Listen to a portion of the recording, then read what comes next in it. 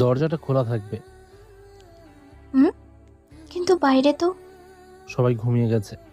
গুলশানের চৌধুরী ভিলা দোতলার ঘরটি আজ দামি অর্কিডে সাজানো, কিন্তু ভেতরের পরিবেশটা বরফের মতো ঠান্ডা। খাটের একপাশে ভারী জামদানি শাড়িতে জড়সড় হয়ে বসে আছে তিথি, আর ঘরের এক কোণে মিনিবারের সামনে দাঁড়িয়ে ক্রিস্টালের গ্লাসে মদ ঢালছে আদনান। আপনি আপনি ড্রিঙ্ক করেছেন আজ? কেন? আজকে কি ন্যাশনাল হলিডে নাকি? না মানে, আজ আমাদের বাসর রাত, আর আপনি? বাসর রাত? সিরিয়াসলি?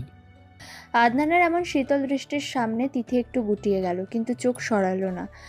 শোনো, তোমার নাম জানো কি? তিথি। হ্যাঁ, তিথি। শোনো, এই ফুল, এই লাইটিং, এসব আমার ফ্যামিলির ড্রামা, আমার না। তার মানে? খুব সিম্পল, ফ্যামিলির চাপে বিয়ে করেছি, দ্যাটস ইট। চাপে বিয়ে করেছেন মানে? বিয়েটা কোনো ছেলে খেলে না, এটা একটা। Commitment. Please don't start this middle class lecture. তিথির বুকের ভেতরটা ধক করে উঠল।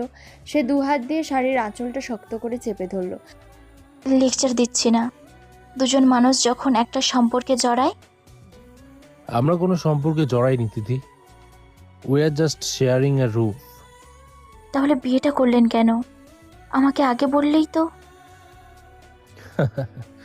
বললে তুমি কি করতে? তোমার ফ্যামিলি এই চৌধুরী বেলার সম্বন্ধ ছাড়তো বলে মনে হয়? তিথির মুখটা অপমানে ফ্যাকাশে হয়ে গেল। তার চোখ জ্বলছে, কিন্তু সে কোনোভাবে এই লোকটার সামনে কাঁদবে না। আমার ফ্যামিলি টাকার কাঙাল না। What ever. আদনান কাবার থেকে একটা ক্যাজুয়াল কালো শার্ট বের করে গায়ে জড়ালো। আপনি এখন কোথায় যাচ্ছেন? বাইরে। এত রাতে বাইরে কেন? তোমার লাইফস্টাইল এরকমই, আমি আমার মতো থাকবো, তুমি তোমার মতো। কিন্তু কাল সকালে যখন আপনার বাবা আমাকে জিজ্ঞেস করবেন। জাস্ট বলে দিও আমি ঘুমাচ্ছি। কিন্তু আমি তো মিথ্যে কথা বলি না। এতটুকু মিথ্যাও বলতে পারবে না আমার জন্য? ঠিক সেই মুহূর্তে আদনানের পকেটে থাকা ফোনটা বেজে উঠল। স্ক্রিনে জলজল করছে একটা নাম, সানিয়া। তিথির চোখ সেদিকে পড়ল। এই বেবি। তিথি থমকে গেল। এই লোকটা কয়েক সেকেন্ড আগে তার সাথে কি রুক্ষভাবেই না কথা বলছিল। হ্যাঁ, আমি বেরোচ্ছি, জাস্ট 15 মিনিটস। ক্লাবের সামনে ওয়েট করো। আপনি সত্যি এখন চলে যাবেন? দরজাটা ভেতর থেকে লক করে নিও। Good night. ঠাস করে দরজাটা বন্ধ হয়ে গেল। বিশাল ঘরটায় তিথি এখন একা। এসির ঠান্ডা বাতাসটা যেন এখন তার হাড়ের ভেতর গিয়ে কাঁপন ধরাচ্ছে। এই কিসের মধ্যে এসে পড়লাম আমি? সে ধীরে ধীরে উঠে আয়নার সামনে দাঁড়ালো। ভারী নেকলেসটা খুলতে গিয়ে তার হাত সামান্য কাঁপছে। গয়নাগুলো একে একে ড্রেসিং টেবিলের উপর রাখলো সে। তার চোয়াল শক্ত হয়ে আসছে। ফ্রেশ হয়ে একটা সাধারণ সুতির 3 পিস পরে সে আবার খাটের কাছে ফিরে এলো। বিছানাটা গোছানোর জন্য সে বালিশটা একটু সরাতে লাগলো। হঠাৎ তার চোখ আটকে গেল বালিশের ঠিক নিচে। তোশকের সাথে লেগে আছে একটা পুরনো আধপোড়া ছবি। এটা কি? সে সাবধানে ছবিটা হাতে তুলে নিল। ছবির একপাশে আদনান দাঁড়িয়ে আছে, মুখে অদ্ভুত একটা স্নিগ্ধ হাসি, আর তার পাশে একটি মেয়ের অর্ধেক মুখ। ছবির বাকি অংশটা আগুনে পোড়ানো। তিথি ছবিটার পোড়া অংশটায় হাত বোলালো। মেয়েটির শুধু একটা চোখ আর হাসিমাখা ঠোঁটের কোণ দেখা যাচ্ছে। এই মেয়েটা কি? আদনান কি এর জন্যই এমন হয়ে গেছে? রাতের স্নিগ্ধতা ধীরে ধীরে ভোরের আলোয় মিলিয়ে যায়। ফজরের আজানের ধ্বনি ভেসে আসে দূর থেকে। তিথি সারা রাত এই আধপোড়া ছবিটা হাতে নিয়ে সোফায় বসেছিল। সে জায়নামাজ বিছিয়ে নামাজে দাঁড়ায়। সকালের প্রথম সূর্যের আলো যখন চৌধুরী ভিলার কাঁচের জানলায় এসে পড়ে, তখন বাড়ির কাজের লোকজনের ব্যস্ততা শুরু হয়ে যায়। মিস্টার চৌধুরী বলেন, তিথিমা, রাতে ঘুম ভালো হয়েছিল তো?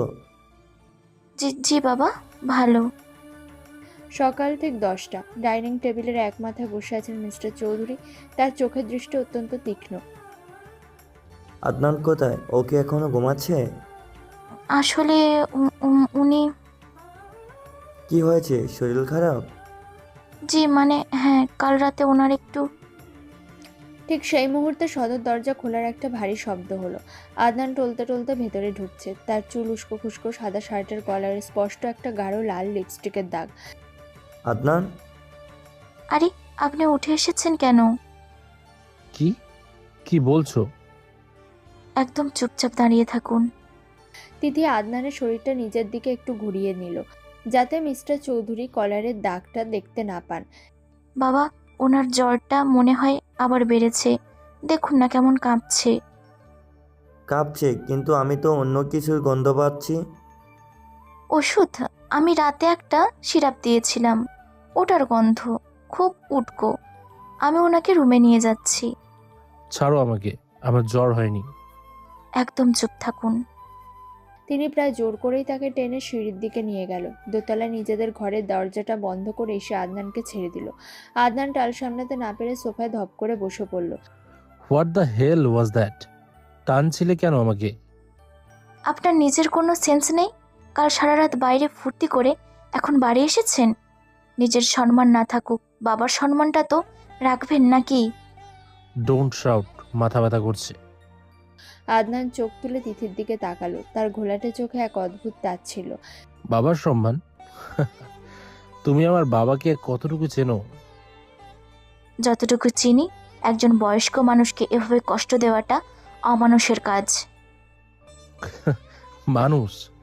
আমি তো মানুষ না তিথি, আমি এই বাড়ির একটা ফেইল্ড প্রজেক্ট। কি আজে বাজে বকছেন?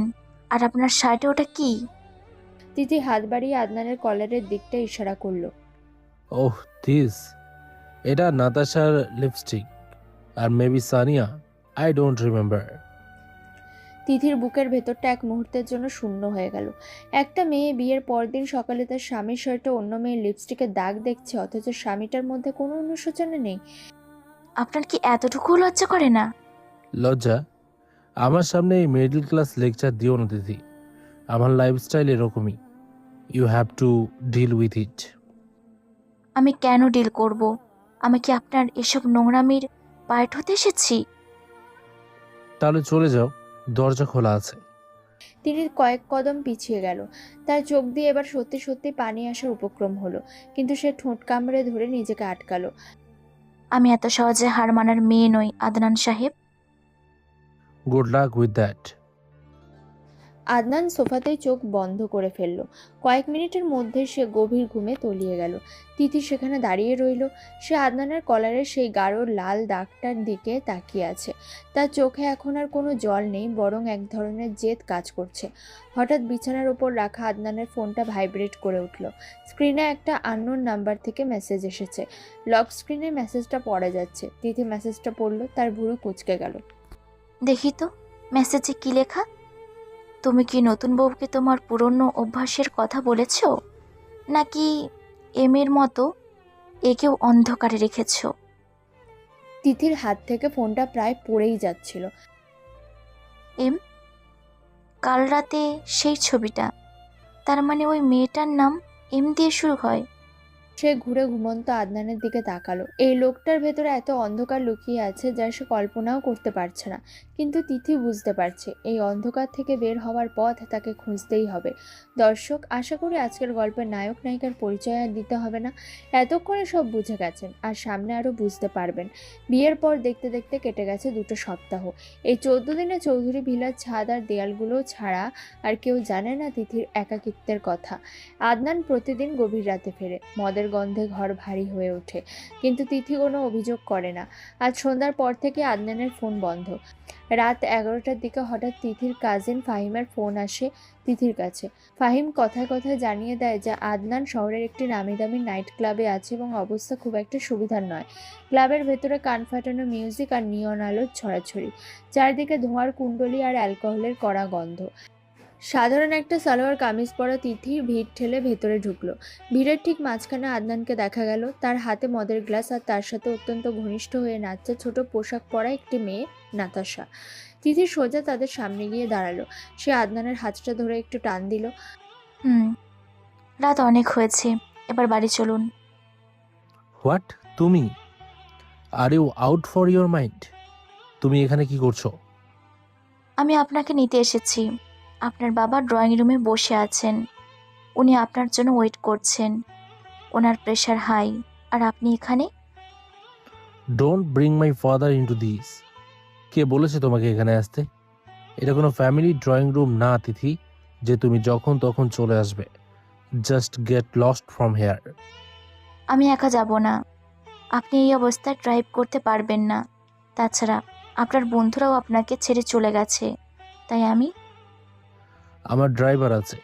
আর তুমি বুঝতে পারছো তুমি আমার বন্ধুদের সামনে, এই মানুষের সামনে আমাকে কতটা ইনসাল্ট করছো? তুমি আমার পার্সোনাল স্পেসে ঢুকে পড়ছো তিথি। Personal pace?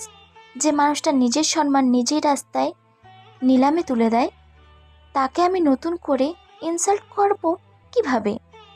আপনি তো নিজেই কোনো পেসই রাখেননি আদনান সাহেব। You are crossing your limit. আমি তোমাকে বাসর রাতেই বলেছিলাম আমার লাইফে নাক গলাবে না। তুমি কেন বুঝতে চাইছো না যে তুমি আমার কেউ না? আমি আপনার কেউ না হতে পারি, কিন্তু আমি আপনার বাড়ির বউ। আপনার এই বেপরোয়া জীবনের জন্য আপনার বাবার কিছু হয়ে গেলে সেটার দায়ভার কে নেবে? আপনি? আপনি তো নিজেরই কোনো হুঁশ নেই। আদনানের হাতের মুঠো শক্ত হয়ে গেল। আশপাশ থেকে ক্লাবের অন্য মানুষজন তাদের দিকে তাকাচ্ছে। নাতাশা এতক্ষণ চুপ থাকলেও এবার সে আদনানের হাতটা জড়িয়ে ধরল। এক্সকিউজ মি, আদি, কে এই খ্যাত মেয়েটা? কে? তোমার নতুন কোনো কাজের মেয়ে নাকি? যেভাবে কথা বলছে মনে হচ্ছে বস্তি থেকে উঠে এসেছে। Natasha, you just stay out of this. এটা আমার ম্যাটার। না মানে যেভাবে তোমার হাত ধরে টানছে, ওর সাহস তো কম না। তুমি ওকে সিকিউরিটি দিয়ে বের করে দিচ্ছ না কেন? আমি ওনার স্ত্রী, আর নিজের স্বামীর হাত ধরার জন্য আমার আপনার মতো বাইরের কোনো মানুষের পারমিশন নিতে হবে না। স্ত্রী? সিরিয়াসলি আদি? এই বোরিং আনস্মার্ট মেয়েটা তোমার বউ? Oh my God, I can't believe this. তুমি এই মেয়েকে বিয়ে করেছো? তোমার টেস্টটা তো নিচে নেমে গেছে। অন্যের বর্জ্য কুড়িয়ে নেওয়া যাদের অভ্যাস, তাদের মুখে আসলে অন্যের টেস্ট নিয়ে কথা বলাটা মানায় না।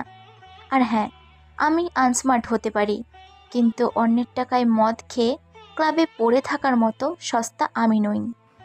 ক্লাবের ওই কোণটায় হঠাৎ যেন পিনপত নীরবতা নেমে এলো। নাতাশার হাসিমাখা মুখটা অপমানে ফ্যাকাশে হয়ে গেল। Tithi, just shut up and leave. তুমি একটা ওয়ার্ডও আর বলবে না। আমি বাইরে গাড়িতে ওয়েট করছি 5 মিনিট। এর মধ্যে না এলে আমি আপনার বাবাকে ফোন করে বলবো আপনি কোথায় আছেন। তিথি আর এক মুহূর্ত সেখানে দাঁড়ালো না। সে ঘুরে সোজা দরজার দিকে হাঁটতে শুরু করলো। আদনানের চোখ রাগে কাঁপছে, কিন্তু তিথির ওই একটা কথায় তার চোখের দৃষ্টিতে 1 সেকেন্ডের জন্য অদ্ভুত একটা শূন্যতা দেখা গেল। ভিড় ঠেলে ক্লাব থেকে বেরিয়ে যাওয়ার সময় তিথি হঠাৎ থমকে দাঁড়ালো। ক্লাবের একদম শেষ কোণায় আবছা অন্ধকারে কালো জ্যাকেট পরা একজন লোক দাঁড়িয়ে আছে। লোকটার হাতের ক্যামেরাটা ঠিক তিথি আর আদনানের দিকেই তাক করা ছিল। লোকটা কি, আর আমাদের ছবি বা কেন তুলছে? লোকটা তিথিকে তাকাতে দেখেই দ্রুত ভিড়ের মাঝে মিশে গেল। তিথি আর দাঁড়ালো না, দ্রুত বেরিয়ে এলো ক্লাব থেকে। ক্লাবের ওই ঘটনার পর কেটে গেছে আরও 2 সপ্তাহ। প্রথম মাস শেষ হতে চলল। আদনান আর তিথির মাঝে এখন একটা অদৃশ্য দেয়াল তৈরি হয়েছে, আর আদনানের স্বভাব ক্রমাগত বেড়েই চলেছে। ক্লাবের ওই দিনের পর থেকে আদনান তিথির সাথে একটা শব্দ উচ্চারণ করেনি। রাত তখন 2টো, চারদিকে শুনশান নীরবতা। তিথির হঠাৎ ঘুম ভেঙে যায়। সে খেয়াল করে সোফায় আদনান নেই। চৌধুরী ভিলার বিশাল ছাদে কনকনে ঠান্ডা বাতাস বইছে। ছাদের রেলিং শক্ত করে চেপে ধরে দাঁড়িয়ে আছে আদনান। তার বুক দ্রুত ওঠানামা করছে। তার শ্বাস নিতে কষ্ট হচ্ছে, যেন দম বন্ধ হয়ে আসছে। সে হাঁপাচ্ছে। ঠিক তখনই ছাদের দরজা খোলার শব্দ হলো। তিথি ধীর পায়ে এগিয়ে এলো। আপনার শরীর কাঁপছে, নিচে চলুন, আমি পানি দিচ্ছি। আমি বললাম চলে যেতে, তুমি কেন আমার পিছনে পড়ে আছো? তুমি কি আমাকে 1 সেকেন্ডের জন্য শান্তিতে থাকতে দেবে না? শান্তিতে তো আপনি নিজেই নিজেকে থাকতে দিচ্ছেন না। আমি শুধু আপনার স্ত্রী হিসাবে। Stop calling yourself my wife. চোখের সামনে একজন মানুষকে এভাবে তিলে তিলে শেষ হয়ে যেতে দেখাটা খুব এনজয় করছো, তাই না? তাহলে দাঁড়িয়ে দাঁড়িয়ে দেখো, কিন্তু আমাকে জ্ঞান দিতে এসো না। আমি শেষ হচ্ছি না, আর আমি জ্ঞানও দিচ্ছি না। কিন্তু আপনি তো স্বাভাবিক নেই। এই যে প্রতিদিন রাতে মদ খেয়ে মাতাল হয়ে ফেরেন, অন্য মেয়েদের সাথে সময় কাটান, মাঝরাতে ছাদে এসে এভাবে শ্বাসকষ্টে ভোগেন, এগুলো তো স্বাভাবিক না আদনান? কি লুকাচ্ছেন আপনি? স্বাভাবিক না? তুমি আমাকে সাইকিয়াট্রিস্টের মতো জাজ করতে এসো না তিথি। আমি যা করছি নিজের ইচ্ছায় করছি। আমার লাইফ, আমার রুলস। না, আপনি নিজের ইচ্ছায় করছেন না। আপনি আসলে খুব ভীতু, নিজের ভেতরের কষ্টগুলোর মুখোমুখি হতে ভয় পান, দেখেই এসব সস্তা নেশার আড়ালে লুকান। আপনি কাউকে কিছু বলতেও পারেন না, আবার সইতেও পারছেন না। তুমি আমার সম্পর্কে কি জানো? তুমি জানো আমি কিসের ভেতর দিয়ে যাচ্ছি? তুমি কিছুই জানো না, তাই চুপ থাকো। তাহলে বলুন আমাকে, কিসের এত কষ্ট আপনার? আমি তো শুনতে চাইছি। আমি তো আপনার জাজ করছি না, আমি শুধু জানতে চাইছি এই মানুষটার পেছনের আসল মানুষটা কে। আদনান হঠাৎ ঘুরে দাঁড়ালো, তার চোখ জবা ফুলের মতো লাল। সে দ্রুত এগিয়ে এসে তিথির গলার খুব কাছে হাত নিয়ে গেল, যেন এখনই গলা চেপে ধরবে। Don't try to fix me. বুঝতে পেরেছো? আমার ভেতরে কোনো ফিলিংস নেই। আমি মরে গেছি। আমার ভেতরে ঢোকার চেষ্টা করো না তিথি, তুমি নিজেও শেষ হয়ে যাবে। যে মরে যায় তারা তো রাগ থাকে না আদনান। আপনি মরেননি, আপনি শুধু বাঁচার অভিনয় করতে করতে ক্লান্ত হয়ে গেছেন। আর কতদিন এই অভিনয় করবেন? তুমি আমাকে পাগল করে দেবে তিথি। আমি আর একটা কথাও শুনতে চাই না। Just stay away from me. Adnan তিথিকে ছেড়ে দিয়ে রাগে গজগজ করতে করতে ছাদের দরজার দিকে পা বাড়ালো। সে এতটাই অস্থির ছিল যে তার পকেট থেকে কিছু একটা ছিটকে ছাদের মেঝেতে পড়ে গেল। আদনান সেদিকে খেয়াল না করেই নিচে চলে গেল। ছাদের নীরবতায় তিথি একা দাঁড়িয়ে রইল। সে ধীর পায়ে এগিয়ে গেল ফ্লোরে পড়ে থাকা জিনিসটার দিকে। একটা মেটালের চাবির রিং। তিথি রিংটা হাতে তুলে নিল। চাঁদের আলোয় রিংয়ের গায়ে খোদাই করা লেখাটা বেশ স্পষ্ট দেখা যাচ্ছে। M.A 2021 সাল। MA। ওই আধ পড়া ছবির মেয়েটার নাম কি তবে MA দিয়ে শুরু? আর এ মানে আদনান। তিথি চাবির রিংটা হাতের মুঠোয় শক্ত করে চেপে ধরল। তার বুকের ভেতর একটা অজানা ভয় আর রহস্য দানা বাঁধতে শুরু করলো। ছাদের ওই ঘটনার পর দেখতে দেখতে কেটে গেছে আরও একটা মাস। প্রথম মাসের তিক্ততা আর দূরত্ব দ্বিতীয় মাসে এসে এক অদ্ভুত নীরবতার রূপ নিয়েছে। আদনান আগের চেয়েও বেশি বেপরোয়া হয়ে উঠেছে, কিন্তু বাড়িতে সে এখন খুব একটা কথা বলে না। অন্যদিকে তিথি এই এক মাসে পুরো চৌধুরী ভিলার দায়িত্ব নিজের কাঁধে তুলে নিয়েছে। সকাল 11টা, ড্রয়িং রুমে বসে খবরের কাগজ পড়ছেন মিস্টার চৌধুরী। তিথি একটা ট্রেতে করে চা আর কিছু ওষুধ নিয়ে সেখানে এলো। বাবা, আপনার 11টার ওষুধ। আরে মা, তুমি কেন আসলে? কাজের লোক তো ছিল। ওরা তো খেয়াল করে দেয় না বাবা। গতকাল আপনার দুপুরের ওষুধটা বাদ পড়েছে। এভাবে তো। তুমি এত খেয়াল রাখো মা। আমার নিজের মেয়ে থাকতেও হয়তো এত খেয়াল রাখতো না। জি, আপনি ওষুধটা খেয়ে নিন। আর দুপুরে কিন্তু একদমই বাইরে খাবেন না, আমি রান্না করে রেখেছি। চৌধুরী ওষুধটা হাতে নিয়ে একটা দীর্ঘশ্বাস ফেললেন। তার চোখে মুখে এক ধরনের অপরাধ বোধ। মা, আমি আসলে বুঝতে পারিনি আদনান এতটা আমি ভেবেছিলাম বিয়ে করলে হয়তো ছেলেটা ঠিক হয়ে যাবে। আপনি নিজেকে দোষ দিচ্ছেন কেন বাবা? মানুষের স্বভাব তো আর একদিনে বদলায় না। কিন্তু তোমার জীবনটা তো আমি নষ্ট করে দিলাম মা। ছেলেটা তো তোমার দিকে ফিরেও তাকায় না, আমি সব বুঝতে পারি। আসলে উনি একটু সময় নিচ্ছেন। আপনি এসব নিয়ে একদম ভাববেন না তো। তুমি অনেক ভালো মেয়ে তিথি, কিন্তু আমি জানি এই বাড়ির দেয়ালগুলো তোমাকে কষ্ট দিচ্ছে। তিথি কিছু না বলে শুধু একটু হাসার চেষ্টা করলো। সে জানে এই পরিবারের মানুষগুলো আদনানের কারণে কতটা ভুক্তভোগী। এদিকে রাত তখন 10টা। শহরের নামি দামি 5 স্টার হোটেল সোনারগাঁওয়ের একটি বিলাসবহুল রুম। রুমের আলো একদম কমানো। বিছানায় বসে আছে রিয়া নামের একটি এসকর্ট মেয়ে। আদনান সোফায় বসে একদৃষ্টে হাতের মদের গ্লাসটার দিকে তাকিয়ে আছে। কি হলো আদি, তুমি এতক্ষণ ধরে ওই গ্লাসটার দিকে তাকিয়ে কি ভাবছো? কিছু না। তুমি তো আগে এমন ছিলে না। আসো না, এখানে বসো।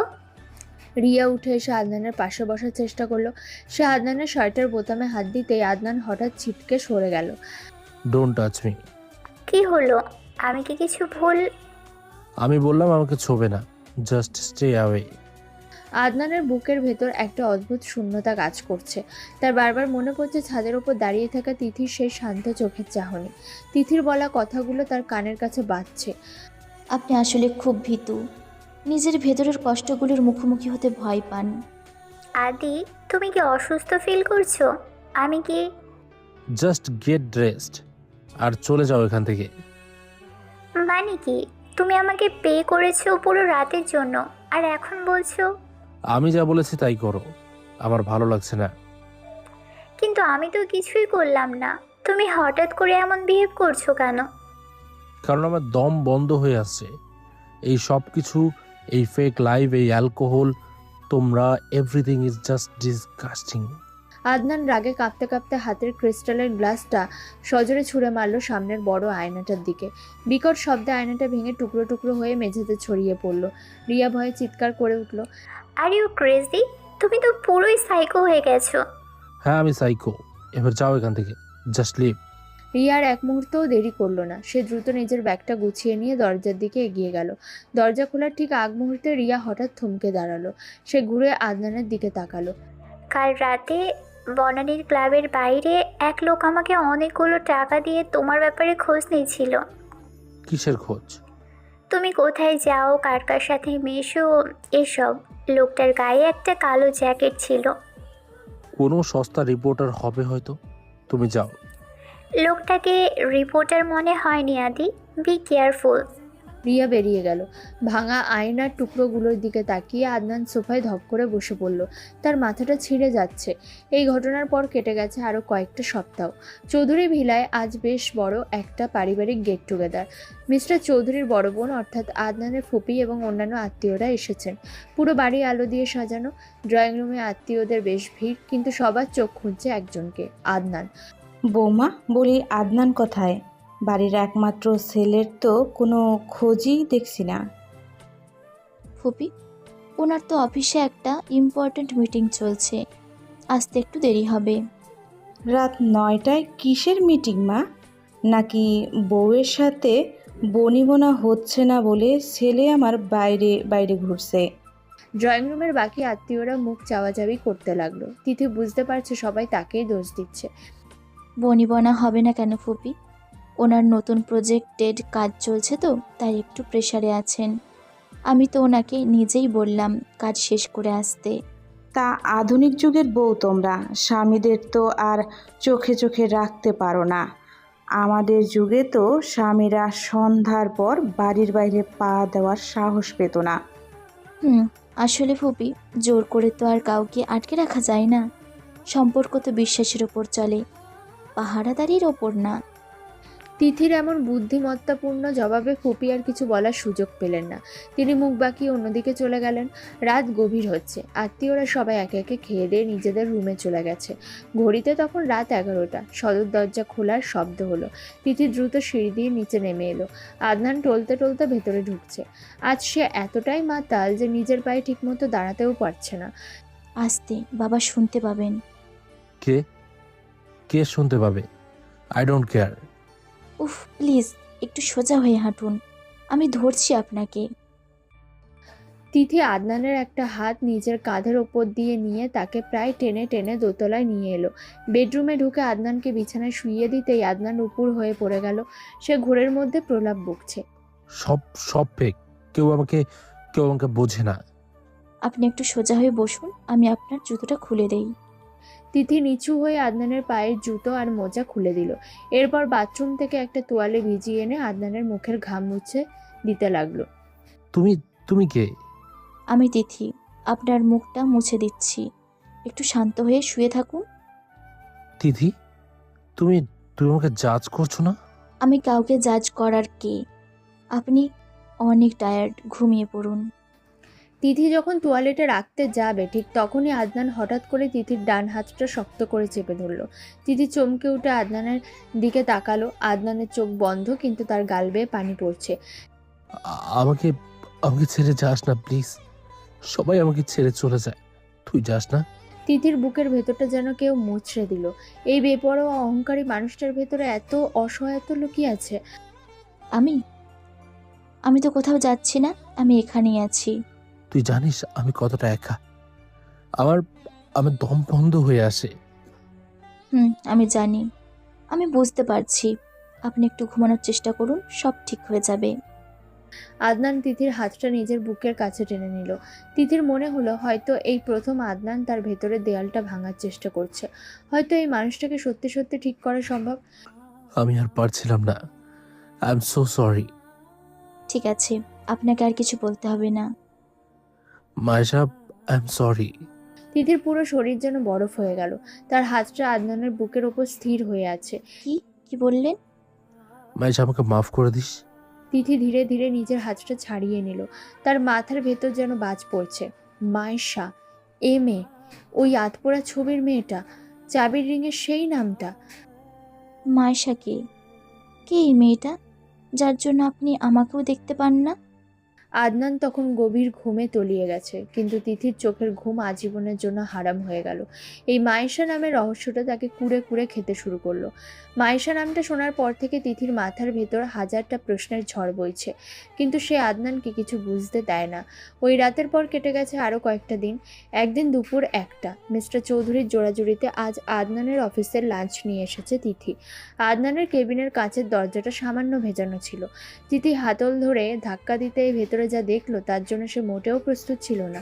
আদনান তার চেয়ারে হেলান দিয়ে বসে আছে, আর তার পার্সোনাল অ্যাসিস্ট্যান্ট রিয়া আদনানের ডেস্কের ওপর প্রায় ঝুঁকে পড়ে একটা ফাইল দেখাচ্ছে। আদনানের হাত রিয়ার হাতের উপর রাখা, দুজনেই হাসছে। তিথি আর এক মুহূর্ত অপেক্ষা করলো না, সে সোজা ভেতরে ঢুকে হাতের স্টিলের টিফিন বক্সটা সজোরে টেবিলের ওপর আছড়ে ফেললো। বিকট শব্দে আদনান আর রিয়া দুজনে চমকে উঠল। রিয়া দ্রুত কয়েক কদম পিছিয়ে গেল। হোয়াট দ্য, তুমি এখানে কি করছো? বাবা লাঞ্চ পাঠিয়েছিলেন, তবে মনে হচ্ছে আপনার লাঞ্চের ব্যবস্থা অন্যভাবেই হয়ে গেছে। স্যার, আমি তাহলে আসছি। ওয়েট রিয়া, তুমি যাবে না। আদনান রাগে ফুঁসতে ফুঁসতে চেয়ার ছেড়ে উঠে দাঁড়ালো। তুমি কি আমাকে ফলো করছো তিথি? তুমি কি আমার পাহারাদার হিসেবে অ্যাপয়েন্টমেন্ট হয়েছো? আমি আপনাকে ফলো করতে যাব কেন? আমি তো শুধু তুমি শুধু আমার লাইফটাই হেল করে দিচ্ছ। বাড়িতে তো শান্তিতে থাকতে দাওই না, এখন অফিসেও সিন ক্রিয়েট করতে চলে এসেছো। আমি কোনো সিন ক্রিয়েট করিনি। সিন তো আপনারা ক্রিয়েট করেছিলেন। কর্পোরেট অফিসে বসে একজন এমপ্লয়ির সাথে এসব বেলেলাপনা করতে আপনার রুচিতে বাঁধে না? My office my rules. তুমি আমাকে ম্যানার্স শেখাতে এসো না। আর রিয়া আমার পিএ, ওর সাথে আমি কিভাবে কথা বলবো সেটা তুমি ডিসাইড করবে না। আমি ডিসাইড করার কেউ না, কিন্তু আপনার বাবা যখন আমাকে জোর করে খাবারটা দিয়ে পাঠালেন, আমি বলেছিলাম আপনি হয়তো ব্যস্ত আছেন। উনি বিশ্বাস করেননি। ওনার মনে হয় ছেলে অফিসে খুব কষ্ট করছেন। বাবার ইমোশনাল ব্ল্যাকমেল আমাকে দেখিও না। তুমি এখানে এসেছো কারণ তুমি আমাকে ট্রাস্ট করো না, তুমি আমাকে কন্ট্রোল করতে চাও। কন্ট্রোল? যে মানুষটার নিজের ওপর নিজের কোনো কন্ট্রোল নেই, তাকে আমি কন্ট্রোল করব? আমি আসলে আপনাকে মানুষ ভাবার যে ভুলটা করেছিলাম, সেটা আজ ভেঙে গেল। ফাইন, ভেঙে গেছে তো, তাহলে যাও এখান থেকে। Leave me alone. তিথি কিছুক্ষণ চুপ করে দাঁড়িয়ে রইল। সে বুঝতে পারছে এই লোকটার সাথে সে যত রাগ দেখাবে, কান্নাকাটি করবে, লোকটার ইগো তত বাড়বে। তিথি আজ কাঁদল না, তার চোখে কোনো জল নেই, বরং এক অদ্ভুত শীতলতা। আপনি ঠিকই বলেছেন, আমি আসলে ভুল জায়গায় চেষ্টা করছিলাম। একজন অসুস্থ মানুষকে ডাক্তার সারিয়ে তুলতে পারে, কিন্তু যে নিজে থেকে অসুস্থ হতে চায় তাকে কেউ সারাতে পারে না। আমি অসুস্থ না, তুমি আমাকে মেন্টাল পেশেন্ট বানানো বন্ধ করো। আপনি মেন্টাল পেশেন্ট না, আপনি একজন ভীতু মানুষ। এই যে মেয়েদের সাথে ফ্ল্যাট করা, মদ খাওয়া, এইগুলো সব আপনার ওই একাকিত্ব ঢাকার সস্তা উপায়। আপনি খুব করুণ একজন মানুষ আদনান। আদনানের চোয়াল শক্ত হয়ে গেল। সে কিছু একটা বলতে যাচ্ছিল, কিন্তু তিথি তাকে থামিয়ে দিল। আপনাকে আর কিছু বলতে হবে না। আপনার এই পার্সোনাল পেসে আমি আর কোনোদিন আসবো না, প্রমিস। তিথি ঘুরে দরজার দিকে পা বাড়ালো, কিন্তু যাওয়ার আগে হঠাৎ তার চোখ আটকে গেল আদনানের ডেস্কের এক কোণায় রাখা একটা ফাইলের ওপর। নীল রঙের ফাইলটার ওপর বড় বড় অক্ষরে লেখা তিথিস ব্যাকগ্রাউন্ড চেক। তিথি থমকে গেল। আদনান তার ব্যাকগ্রাউন্ড চেক করাচ্ছে কেন? সে কি কিছু সন্দেহ করছে? তিথি কিছু না বলে খুব স্বাভাবিক ভঙ্গিতে কেবিন থেকে বেরিয়ে এলো, কিন্তু তার মাথার ভেতর নতুন একটা অ্যালার্ম বাজতে শুরু করেছে। আদনান কি তবে তার আসল পরিচয় জেনে যাওয়ার পথে? অফিসের ওই দিনের পর থেকে আদনান আর তিথির মাঝে কথার লেনদেন পুরোপুরি বন্ধ। দেখতে দেখতে কেটে গেল 3য় মাস। আজ সকাল থেকে বাইরে তুমুল বৃষ্টি হচ্ছে। রাত 8টা বাজে। রাস্তার জ্যাম ঠেলে আদনান যখন বাড়ি ফিরল তখন সে বৃষ্টিতে বেশ ভিজে গেছে। বেডরুমে দরজা খুলে ভেতরে ঢুকতেই আদনানের বুকের ভেতরটা হঠাৎ ছ্যাদ করে উঠল। তিথি খাটের ওপর একটা ছোট লাগেজ খুলে বসে আছে। সে খুব শান্তভাবে নিজের জামা কাপড়গুলো ভাঁজ করে লাগেজে ভরছে। এসব এসব কি হচ্ছে? দেখতেই তো পাচ্ছেন জামা কাপড় গোছাচ্ছি। কোথায় যাচ্ছ তুমি? যেখানে আমার জায়গা সেখানে। আদনানের গলার ভেতরটা শুকিয়ে এলো। তার হঠাৎ মনে হলো তিথি তাকে ছেড়ে চিরকালের জন্য চলে যাচ্ছে। একটা অদ্ভুত হারানোর ভয় তাকে গ্রাস করলো। তুমি তুমি কি বাড়ি ছেড়ে চলে যাচ্ছ? বাবাকে কিছু বলেছো? বাবাকে বলার কি আছে? আমি তো এই বাড়ি ছেড়ে যাচ্ছি না। তাহলে লাগেজ গোছাচ্ছ কেন? আমি আজ থেকে গেস্ট রুমে থাকবো। আদনান যেন আকাশ থেকে পড়ল। সে কয়েক কদম এগিয়ে এলো। Guest room? কেন? এই রুমের তো কোনো প্রবলেম নেই। আর বাবা যদি দেখে তুমি গেস্ট রুমে। বাবার ব্যাপারটা আমি সামলে নেব। আমি ওনাকে বলবো আমার রাতে এসে সহ্য হয় না, তাই আমি আলাদা থাকছি। কিন্তু দরকারটা কি? তুমি খাটের ওই পাশে থাকো, আমি সোফায় থাকছি। আমাদের তো কোনো ইন্টারাকশন হচ্ছে না। ইন্টারাকশন হচ্ছে না ঠিকই, কিন্তু আপনার পার্সোনাল স্পেস নষ্ট হচ্ছে। আপনি তো বারবার এটাই বলেন, তাই না, যে আমি আপনার লাইফে নাক গলাই? আমি সেটা রাগের মাথায় বলেছিলাম। তার মানে এই না যে তোমাকে রুম ছেড়ে চলে যেতে হবে। শুধু রাগের মাথায় না আদনান সাহেব, আপনি মন থেকে সেটা বিশ্বাস করেন। আর আমি চাই না আমার জন্য আপনার কোনো কাজে ডিস্টার্ব হোক। আপনি আপনার মতো থাকুন, আমি আমার মতো। তুমি কি আমাকে গিল্ট ট্রিপ দেওয়ার চেষ্টা করছো? একেবারেই না। আমি খুব প্র্যাকটিক্যাল একটা ডিসিশন নিয়েছি। আপনি মুক্ত। এখন থেকে আপনি রাত করে ফিরলেও আপনাকে কেউ দরজা খুলে দেওয়ার জন্য দাঁড়িয়ে থাকবে না। আপনি চাইলে আপনার বন্ধুদের এই রুমে নিয়ে আসতে পারেন, আমি কিচ্ছুটি বলবো না। আদনান কিছু বলার ভাষা পেল না। তার মনে হচ্ছে সে একটা অদৃশ্য যুদ্ধে হেরে যাচ্ছে। যে মুক্তিটা সে এতদিন চেয়েছিল, আজ সেটা পাওয়ার পর তার এত দমবন্ধ লাগছে কেন? তুমি তুমি কি আমার উপর রাগ করে আছো? রাগ? হুম, না তো। রাগ তো তার উপর হয় যার উপর অধিকার থাকে। আপনার উপর তো আমার কোনো অধিকার নেই, তাই রাগও নেই। তিথি লাগেজটা বন্ধ করে চেন টেনে দিল। সে লাগেজটা হাতে নিয়ে দরজার দিকে এগিয়ে গেল। আপনার রাতের খাওয়ার জন্য খাবার টেবিলে ঢাকা আছে, খেয়ে নেবেন। Good night. তিথি ঘর থেকে বেরিয়ে গেল। আদনান সেখানে মূর্তির মতো দাঁড়িয়ে রইল। তার মনে হচ্ছে বিশাল এই রুমটা আজ বড্ড ফাঁকা। গেস্ট রুমে ঢুকে তিথি দরজাটা ভেতর থেকে লক করে দিল। সে লাগেজটা একপাশে রেখে বিছানায় বসলো। তার মুখে এখন আর কোনো শান্ত ভাব নেই, বরং তার চোখের দৃষ্টি অত্যন্ত তীক্ষ্ণ। সে তার পকেট থেকে ফোনটা বের করলো। একটা আননোন নাম্বারে চ্যাট বক্স ওপেন করে দ্রুত কিছু টাইপ করতে শুরু করলো। তিথি মেসেজটা সেন্ড করলো। স্ক্রিনে জলজল করছে মেসেজটা। প্ল্যান বি শুরু। ও এবার নিজের ফাঁদেই পড়বে। তিথি ফোনটা বালিশের নিচে রেখে একটা দীর্ঘশ্বাস ফেলল। আদনানের ডেস্কে দেখা ওই ব্যাকগ্রাউন্ড চেকের ফাইলটা তাকে বুঝিয়ে দিয়েছে যে এবার তাকে আবারও সাবধানে পা ফেলতে হবে। খেলাটা এখন আর শুধু ইগোর নেই, খেলাটা এখন সত্যি আর মিথ্যের। গেস্ট রুমে আলাদা থাকার সিদ্ধান্তটা যে আদনানের জীবনে এত বড় একটা ধাক্কা হয়ে আসবে, সেটা সে ঘুণাক্ষরেও ভাবেনি। দেখতে দেখতে কেটে গেছে আরও একটা মাস। তাদের বিয়ের এখন ৪র্থ মাস চলছে। এই এক মাসে চৌধুরী ভিলার পুরো চিত্রটাই বদলে গেছে। তিথি এখন আর আদনানের জন্য রাত জেগে বসে থাকে না। সে নিজেকে সম্পূর্ণ বদলে ফেলেছে। সাধারণ সালোয়ার কামিজের বদলে তাকে এখন দেখা যায় স্মার্ট ফর্মাল পোশাকে। সে শহরের একটা নামি দামি আর্কিটেকচারাল ফার্মে চাকরি নিয়েছে। এই পরিবর্তন আদনানকে ভেতর থেকে পাগল করে দিচ্ছে। যে মেয়েটা কিছুদিন আগেও তার মনোযোগ পাওয়ার জন্য কাঁদতো, সে এখন আদনানের দিকে ফিরেও তাকায় না। শুক্রবার সকাল 11টা, ছুটির দিন। ড্রয়িং রুমের সোফায় বসে কফি খাচ্ছে তিথি। পরনে একটা হালকা নীল রঙের কুর্তি, চুলগুলো পরিপাটি করে বাঁধা। এক হাতে কফির মগ, অন্য হাতে একটা বই। ঠিক তখনই সদর দরজা খোলার শব্দ হলো। আদনান ভেতরে ঢুকলো। আর তার ঠিক পেছনে সেই মেয়েটি, নাতাশা। আদনান আর চোখে তিথির দিকে তাকালো। সে ভেবেছিল অন্য একটা মেয়েকে বাড়িতে নিয়ে এলে তিথি নির্ঘাত রেগে যাবে, চিৎকার করবে বা অন্তত কাঁদবে। নাতাশা, তুমি ওইদিকে সোফাটায় বসো, আমি কফি নিয়ে আসছি। তিথি বইয়ের পাতা থেকে চোখ সরালো না। সে কফির মগে একটা ছোট চুমুক দিল। উফ আদি, তোমার বাড়ির ইন্টেরিয়ারটাও এত বোরিং কেন? একদম লাইফ নেই। আসলে আমি তো এগুলো নিয়ে মাথা ঘামাই না। নাতাশা ধীর পায়ে হেঁটে তিথির ঠিক সামনের সোফাটা গিয়ে বসলো। সে খুব তাচ্ছিল্যের দৃষ্টিতে তিথিকে ওপর থেকে নিচ পর্যন্ত দেখলো। ও, তুমি নিশ্চয়ই আদনানের সেই বোরিং ওয়াইফ। ক্লাবে দেখেছি বলে মনে হচ্ছে। তিথি বইটা বন্ধ করে ধীরে ধীরে সামনের টি টেবিলের উপর রাখলো। সে খুব শান্ত চোখে নাতাশার দিকে তাকালো। আর তুমি নিশ্চয়ই সেই মেয়ে যাকে আদনান গত মাসে ব্যাংকে নিয়ে যাওয়ার কথা বলে চিট করেছিল। ড্রয়িং রুমের পরিবেশটা মুহূর্তের মধ্যে থমথমে হয়ে গেল। আদনান কফি মেকারের সামনে থেকে চমকে ঘুরে তাকালো। নাতাশার চোখ বড় বড় হয়ে গেছে। হোয়াট, চিট করেছিল মানে? তুমি এসব কি বলছো? মানে আদনান তো তোমাকে বলেছিল ওর বিজনেস ট্রিপ আছে, তাই না? কিন্তু আসলে তো উনি ওনার বন্ধুদের সাথে কক্সবাজার গিয়েছিলেন। ওনার ক্রেডিট কার্ডের স্টেটমেন্ট তো অন্তত সেটাই বলে। তিথি, তুমি আমার কার্ডের স্টেটমেন্ট চেক করেছো?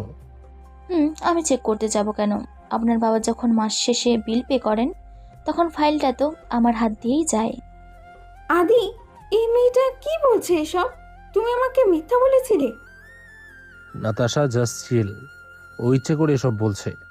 আমি ইচ্ছে করে কেন বলবো? আমি তো জাস্ট ইনফরমেশন দিচ্ছিলাম। তা তুমি কফি খাবে নাকি অপমান? এক্সকিউজ মি, তুমি আমাকে ইনসাল্ট করছো? আমি ইনসাল্ট করার কি?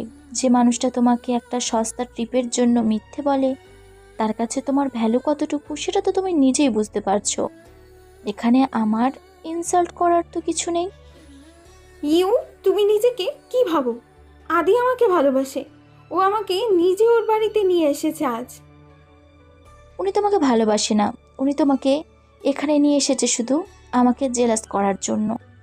কারণ ওনার ইগোতে খুব লেগেছে যে আমি ওনাকে আর পাত্তা দেই না।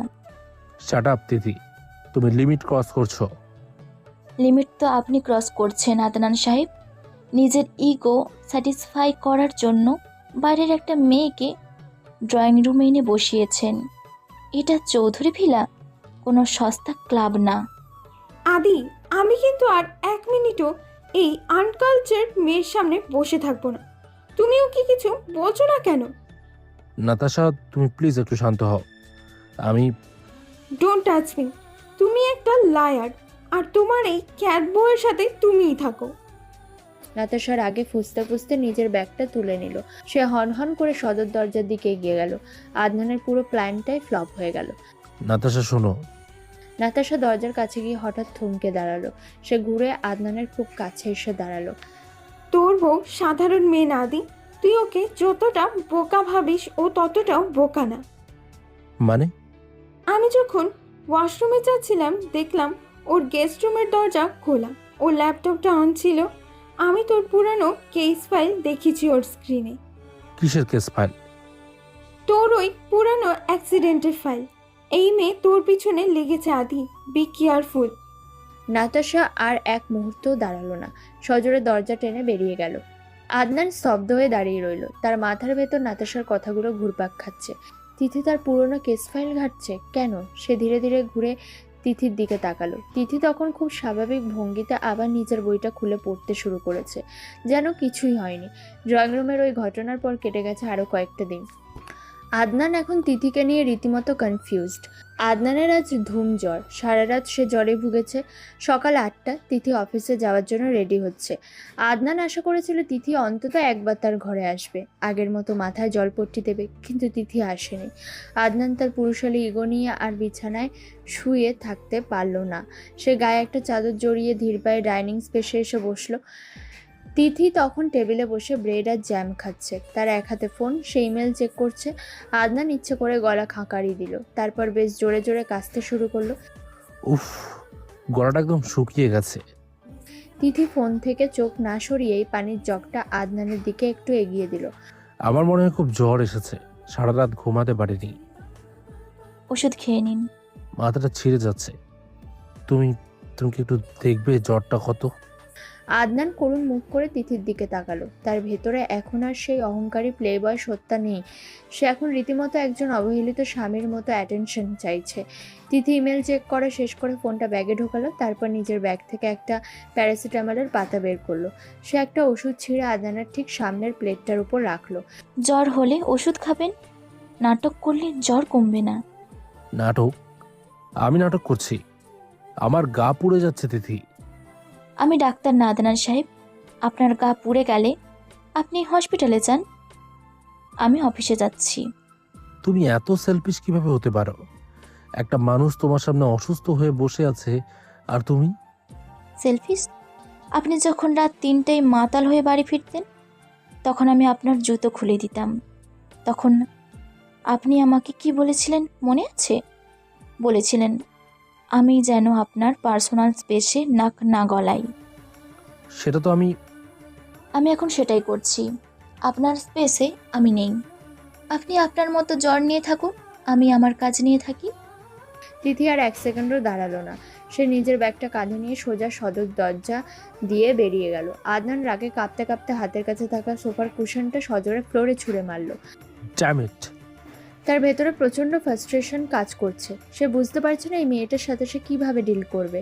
তিথি অফিসে যাওয়ার আধ ঘন্টা পর বাড়ির কলিং বেল বেজে উঠল। আদনান বিরক্তি নিয়ে গিয়ে দরজা খুলল। বাইরে একজন কুরিয়ার বয় দাঁড়িয়ে আছে। আদনান চৌধুরী, আপনার একটা পার্সেল আছে স্যার। আদনান সাইন করে একটা মাঝারি সাইজের খাম রিসিভ করলো। খামের ওপর কোনো প্রেরকের নাম নেই। সে খামটা নিয়ে সোফায় এসে বসলো। খামটা ছিঁড়তে ভেতর থেকে একটা কালো রঙের পেন ড্রাইভ বেরিয়ে এলো, আর পেন ড্রাইভের সাথে একটা ছোট সাদা চিরকুট। চিরকুটের ওপর লাল কালিতে লেখা মাত্র 3টে শব্দ, ওয়াচ ইট অ্যালন। এটা আবার কি? আদনানের বুকের ভেতর একটা অজানা ভয় কাজ করতে শুরু করলো। সে পেন ড্রাইভটা হাতে নিয়ে দ্রুত নিজের ল্যাপটপের দিকে এগিয়ে গেল। এই পেন ড্রাইভের ভেতর এমন কি আছে যা তাকে একা দেখতে বলা হয়েছে? পেন ড্রাইভটা আদনানের রাতের ঘুম পুরোপুরি কেড়ে নিয়েছে। ল্যাপটপে ভিডিওটা প্লে করতে সে দেখেছিল একটা আচ্ছা সিসিটিভি ফুটেজ। 3 বছর আগে সে অভিশপ্ত রাতের কিছু অস্পষ্ট দৃশ্য, আর ভিডিওর শেষে স্ক্রিনে ভেসে ওঠা একটা লাইন, আমি জানি তুমি সেদিন কী করেছিলে। কে পাঠালো এটা? এই প্রশ্নের উত্তর খুঁজতে খুঁজতে কেটে গেছে আরও কয়েকটা দিন। আজ আদনানের কাজিন ফাহিমের বিয়ের রিসেপশন। শহরের একটি 5 স্টার হোটেলের ব্যাঙ্কুয়েট হল। পুরো পরিবার উপস্থিত, তাই বাধ্য হয়ে আদনান আর তিথিকে হাসি মুখে পাশাপাশি থাকতে হচ্ছে। তিথি আজ একটা ডিপ ব্লু রঙের জামদানি শাড়ি পরেছে, চুলগুলো পরিপাটি করে খোঁপা করা, চোখে হালকা কাজল। তাকে অসম্ভব সুন্দর লাগছে। আদনান একটু দূরে দাঁড়িয়ে বন্ধুদের সাথে কথা বলছিল, কিন্তু তার চোখ বারবার আটকে যাচ্ছিল তিথির দিকে। সে চাইলেও চোখ ফেরাতে পারছে না। ঠিক তখনই ফাহিম হাসি মুখে তিথির কাছে এসে দাঁড়ালো। ভাবি, আপনাকে কিন্তু আজ দারুণ লাগছে। থ্যাংক ইউ ফাহিম, তুমি তো কম চাও না। বরের সাজে তোমাকে অনেক সুন্দর লাগছে। আরে ধুর, তবে ভাইয়া কিন্তু খুব লাকি আপনার মতো কাউকে পাওয়াটা। ফাহিম কথাটা শেষ করার আগেই আদনান হন হন করে হেঁটে তাদের মাঝখানে এসে দাঁড়ালো। তার চোয়াল শক্ত হয়ে আছে। ফাহিম, তোর বন্ধুরা তোকে ওইদিকে খুঁজছে। বন্ধুরা? কিন্তু ওরা তো খাচ্ছে, আমি জাস্ট ভাবির সাথে। আমি বললাম ওরা তোকে খুঁজছে। আদনানের গলার স্বর এতটাই গম্ভীর ছিল যে ফাহিম আর কথা বাড়ালো না। সে একটু অস্বস্তি নিয়ে সেখান থেকে চলে গেল। ফাহিম যেতেই আদনান হঠাৎ করে তিথির কোমরে হাত রেখে তাকে নিজের দিকে একটু টেনে নিল। কি করছেন? ছাড়ুন। ছড়ার জন্য তো ধরিনি, সবাই দেখছে আমাদের। তাই বলে এভাবে চেপে ধরবেন? লাগছে আমার। অন্য ছেলেদের সাথে এত হাসির কি আছে? অন্য ছেলে মানে? ফাহিম আপনার কাজিন হয়। কাজিন হোক আর যাই হোক, এত গলে পড়ার কিছু নেই। আমি গলে পড়িনি, স্বাভাবিকভাবে কথা বলছিলাম। আর আপনার তো অন্য মেয়েদের সাথে হাসতে সমস্যা হয় না, আমার বেলায় এত। ডোন্ট কম্পেয়ার তিথি, আমি আমার লিমিট জানি। লিমিট? যে মানুষটা রোজ রাতে মাতাল হয়ে ফেরে, তার মুখে লিমিটের কথা শুনলে আসলেই হাসি পায়। আদনান কিছু একটা বলতে যাচ্ছিল, কিন্তু হঠাৎ তার চোখ পড়ল তিথির কাঁধের দিকে। তিথির শাড়ির পেনটা খুলে গিয়ে আঁচলটা সামান্য নিচে নেমে গেছে। আদনান কথা থামিয়ে দিল। তোমার পিনটা ছাড়ুন, আমি ঠিক করে নিচ্ছি। ওয়েট, আমি করে দিচ্ছি। আদনান খুব সাবধানে তিথির আঁচলটা টেনে কাঁধের কাছে নিয়ে এলো। তার আঙুলগুলো তিথির কাঁধের খোলা অংশে সামান্য ছুঁয়ে গেল। তিথি শিউরে উঠল। সে মুখ তুলে আদনানের দিকে তাকালো। কয়েক সেকেন্ডের জন্য তাদের মধ্যে একটা গভীর আই কন্ট্যাক্ট হলো। চারপাশের এত কোলাহল, মিউজিক সব যেন ওই মুহূর্তটার জন্য থেমে গেছে। আদনান যখন পিনটা আটকাচ্ছিল, তিথি স্পষ্ট বুঝতে পারলো আদনানের হাত সামান্য কাঁপছে। আপনার হাত কাঁপছে। এসিটা বেশি কমানো তো, তাই। আদনান দ্রুত হাত সরিয়ে নিল। সে নিজেকে সামলে নিয়ে একটু পেছনে সরে দাঁড়ালো। ঠিক সেই মুহূর্তে আদনানের চোখ ব্যাঙ্কোয়েট হলের একদম পেছনের দরজার দিকে আটকে গেল। সেই কালো জ্যাকেট পরা লোকটা, যে লোকটাকে সে ক্লাবের বাইরে দেখেছিল, লোকটা তাদের দিকেই তাকিয়ে আছে। তুমি এখানে দাঁড়াও তিথি, আমি আসছি। কোথায় যাচ্ছেন হঠাৎ? আদনান কোনো উত্তর না দিয়ে ভিড় ঠেলে দরজার দিকে দৌড় দিল। সে একটা ওয়েটারের ট্রে প্রায় ফেলেই দিচ্ছিল, কিন্তু দরজার বাইরে এসে সে কাউকে দেখতে পেল না। লম্বা করিডোরটা একদম ফাঁকা, লোকটা যেন হাওয়ায় মিলিয়ে গেছে। আদনানের বুকের ভেতরটা ধকধক করছে। পেন ড্রাইভ, এই লোকটা আর মায়েশার সেই পুরনো স্মৃতি, সব মিলিয়ে সে যেন একটা ঘোরের মধ্যে চলে যাচ্ছে। রিসেপশন শেষ করে চৌধুরী ভিলায় ফিরতে ফিরতে রাত বেজে গেল 1টা। পুরো বাড়ি এখন নিস্তব্ধ, সবাই ঘুমিয়ে পড়েছে, কিন্তু আদনানের চোখের পাতা এক হচ্ছে না। সে নিজের রুমে পায়চারি করছে। তার মাথার ভেতর তিথির বলা কথাগুলো, ফাহিমের সাথে তিথির হাসি, আর ওই কালো জ্যাকেট পরা লোকটার মুখ ঘুরপাক খাচ্ছে। তার দম বন্ধ হয়ে আসছে। সে আর সহ্য করতে পারল না, সোজা চলে গেল গেস্ট রুমের দিকে। দরজাটা ভেজানো ছিল। আদনান সজোরে ধাক্কা দিয়ে ভেতরে ঢুকলো। তিথি বিছানায় বসে ল্যাপটপে কিছু একটা কাজ করছিল। হঠাৎ দরজা খোলার শব্দে সে চমকে তাকালো।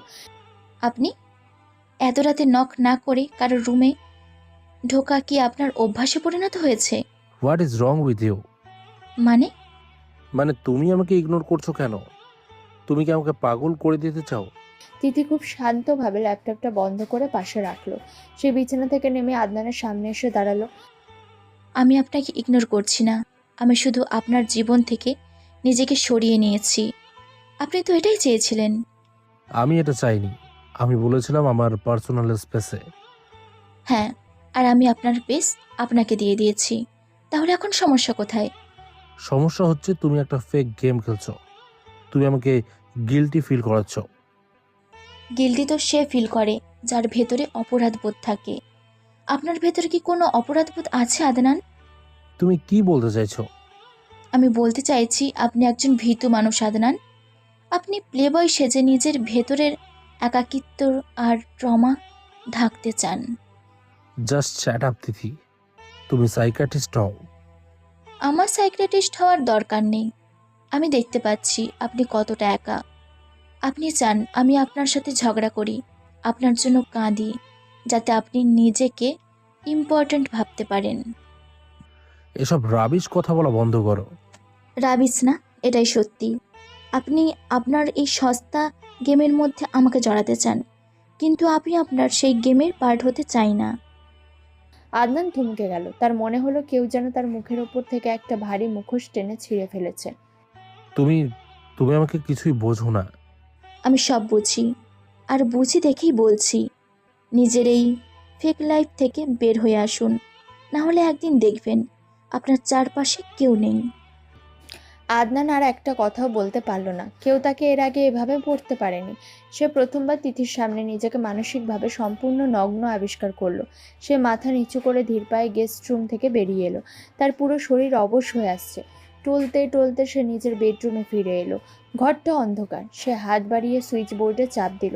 আলো জ্বলতেই তার চোখ গেল ড্রেসিং টেবিলের বিশাল আয়নাটার দিকে। আদনানের পায়ের নিচ থেকে যেন মাটি সরে গেল। তার শ্বাস আটকে আসছে। আয়নার ঠিক মাঝখানে গাঢ় লাল লিপস্টিক দিয়ে বড় বড় করে লেখা সময় শেষ হয়ে আসছে। কে কে এসেছিল আমার রুমে? আদনান পাগলের মতো পুরো রুম খুঁজতে শুরু করলো, কিন্তু কোথাও কেউ নেই। শুধু খোলা জানলার পর্দাটা রাতের বাতাসে উঠছে। কে লিখলো এটা? সেই কালো জ্যাকেট পরা লোকটা, নাকি এই বাড়ির ভেতরের কেউ? আদনানের মনে হলো সে এক অদৃশ্য গোলক ধাঁধায় আটকে পড়ে গেছে, যেখান থেকে বের হওয়ার কোনো রাস্তা নেই। আয়নার ওই লাল কালির লেখা আর পেনড্রাইভের রহস্যের পর কেটে গেছে আরও বেশ কয়েকটা দিন। আদনানের মাথার ভেতর সারাক্ষণ একটা অজানা ভয় কাজ করে। দেখতে দেখতে তাদের বিয়ের 6ষ্ঠ মাসের মাঝামাঝি চলে এলো, আর ঠিক তখনই চৌধুরী বিলায় ঘটে গেল সবচেয়ে বড় বিপর্যয়। সকাল 10টা, আদনান অফিসে একটা মিটিংয়ে ছিল। হঠাৎ খবর আসে মিস্টার চৌধুরীর ম্যাসিভ হার্ট অ্যাটাক হয়েছে। শহরের সবচেয়ে বড় প্রাইভেট হাসপাতালের 3rd ফ্লোর, আইসিইউ করিডোর, চারদিকে ওষুধের কড়া গন্ধ আর দৌড়াদৌড়ি। লিফটের দরজা খুলতে আদনান পাগলের মতো ছুটে বের হলো। তার টাইয়ের নট ঢিলা, চুল উস্কো খুস্কো। সে সোজা আইসিইউর কাঁচের দরজার দিকে দৌড়ে গেল। বাবা, আমার বাবা কোথায়? ডক্টর? স্যার, আপনি এখানে এভাবে চিৎকার করতে পারবেন না। পেশেন্ট ভিতরে অবজারভেশনে আছেন। আমার বাবা মিস্টার চৌধুরী, ওনার কি হয়েছে? আমি ওনাকে দেখতে চাই। আদনানের হাত পা কাঁপছে। সে নার্সকে ঠেলে ভেতরে ঢোকার চেষ্টা করতে পেছন থেকে কেউ একজন তার হাত শক্ত করে চেপে ধরল। শান্ত হন, ডাক্তাররা ওনাকে দেখছেন। তিথি, বাবার কি হয়েছে? সকালে তো ঠিক ছিল, হঠাৎ করে। ম্যাসিভ অ্যাটাক, আমি সাথে সাথে নিয়ে এসেছি। আপনি প্লিজ একটু বসুন, আপনার নিজেরও তো প্রেশার হাই হয়ে যাচ্ছে। আমি বসবো না, আমি আমি রিসেপশনে যাচ্ছি। আমাকে ফর্ম ফিল আপ করতে হবে, বিল পে করতে হবে। আদনান টলতে টলতে রিসেপশনের দিকে যেতেই তিথি তার পথ আটকে দাঁড়ালো। সব করা হয়ে গেছে, form fill up, admission fee, pharmacy bill আমি সব ক্লিয়ার করে দিয়েছি। ফুপিদেরও আমি খবর দিয়েছি, ওনারা রাস্তায় আছেন। আদনান স্তব্ধ হয়ে তিথির দিকে তাকিয়ে রইল। তার চোখ দিয়ে অনবরত পানি পড়ছে, কিন্তু সে অবাক হয়ে মেয়েটাকে দেখছে। এই মেয়েটা একা হাতে সব সামলে নিয়েছে। যেখানে আদনান নিজে ভয়ে কাঁপছে, সেখানে তিথি পাথরের মতো শক্ত হয়ে পুরো পরিস্থিতি কন্ট্রোল করছে। তুমি তুমি একা এসব? এখন এসব ভাবার সময় না, আপনি এখানে বসুন, আমি ডাক্তারকে জিজ্ঞেস করে আসছি ওনার এখানকার কন্ডিশন কি। তিথি হনহন করে আইসিইউর ভেতরে চলে গেল। আদনান করিডোরের একটা চেয়ারে ধপ করে বসে পড়ল। সে কাচের ভেতর দিয়ে দেখছে তিথি খুব সিরিয়াস মুখে ডাক্তারের সাথে কথা বলছে। ডাক্তার মাথা নাড়ছেন। আদনানের বুকের ভেতরটা হু হু করে উঠল। তার জীবনে তো অনেক মেয়ে এসেছিল, নাতাশা, রিয়া, সানিয়া, তারা সবাই শুধু তার টাকা আর স্ট্যাটাস দেখেছে। আজ যখন তার পৃথিবীটা ভেঙে পড়ছে, তখন ওই মেয়েগুলোর একজনও তার পাশে নেই।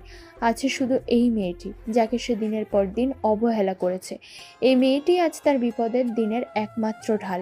কিছুক্ষণ পর আইসিইউ থেকে একজন সিনিয়র ডাক্তার চিন্তিত মুখে বেরিয়ে এলেন। তিথি তার পিছু পিছু এলো। মিস্টার আদনান, দেখুন আপনার বাবার কন্ডিশন খুব ক্রিটিক্যাল। ওনার ইমিডিয়েটলি 2 ব্যাগ ব্লাড লাগবেই। আমি দিচ্ছি ডক্টর, আমার ব্লাড নিন। আপনার ব্লাড গ্রুপ কি? এ পজিটিভ। ওনারও ও নেগেটিভ। এটা খুব রেয়ার গ্রুপ। আমাদের ব্লাড ব্যাংকে এই মুহূর্তে স্টক নেই। আপনাদের খুব দ্রুত ম্যানেজ করতে হবে, ম্যাক্সিমাম 1 ঘন্টা সময়। ও নেগেটিভ? কিন্তু আমি এখন কোথায় পাবো? আমার তো চেনা কেউ। আমি ব্লাড ব্যাংকে ফোন করছি। আদনান কাঁপা কাঁপা হাতে ফোন বের করে বিভিন্ন জায়গায় কল করতে শুরু করলো, কিন্তু কোথাও ব্লাড মিলছে না। তার নার্ভস ব্রেকডাউন হওয়ার উপক্রম। তিথি একটু দূরে সরে গিয়ে নিজের ফোনটা বের করলো। সে খুব দ্রুত একটা নাম্বারে ডায়াল করলো। হ্যালো, হ্যাঁ আমি বলছি। ও নেগেটিভ লাগবে 2 ব্যাগ, ইমিডিয়েট। হ্যাঁ, আমি লোকেশন টেক্সট করে দিচ্ছি। তিথি ফোনটা পকেটে রেখে আবার আদনানের কাছে এসে দাঁড়ালো। আদনান তখন হতাশ হয়ে দেওয়ালে মাথা ঠুকছে। কোথাও নেই তিথি, আমি সব জায়গায় কল করেছি। আমি বাবাকে বাঁচাতে পারবো না। আপনি এত অস্থির হবেন না, ব্লাড আসছে। আসছে মানে? কে দিচ্ছে? ঠিক 15 মিনিট পর একজন লোক 2টো ব্লাড ব্যাগ নিয়ে দৌড়ে করিডোরে এলো।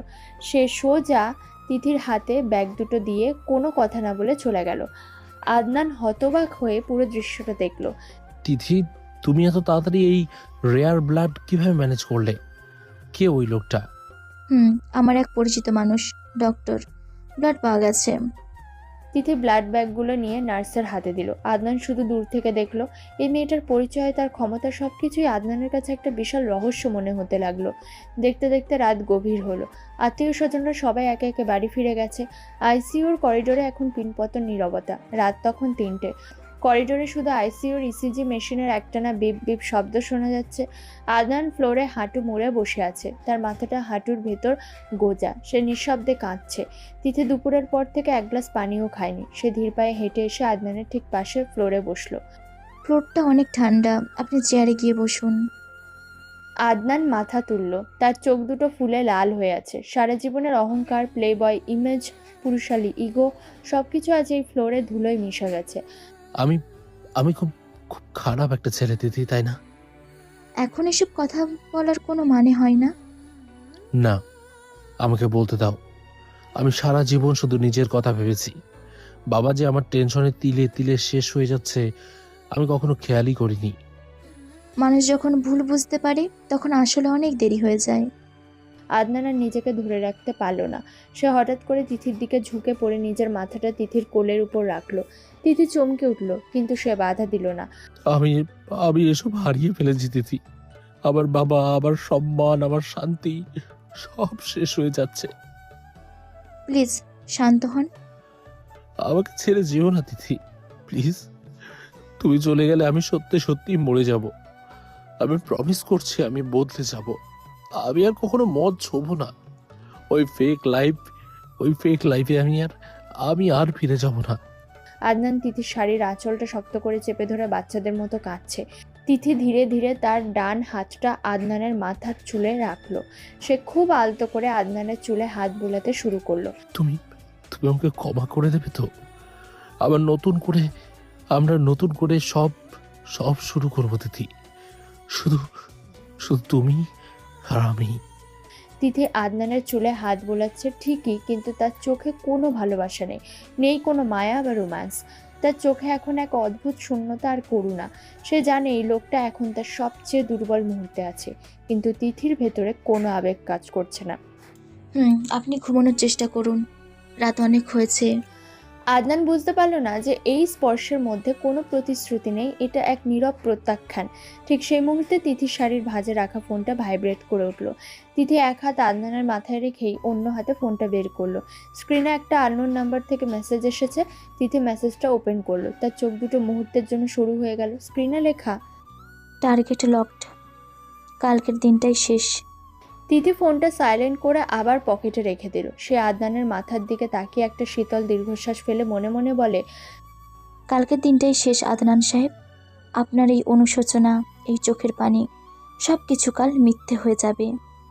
করিডোরের নিস্তব্ধতায় আদনানের কান্নার শব্দ আর এসিজি মেশিনের শব্দ এক হয়ে মিশে যেতে লাগলো।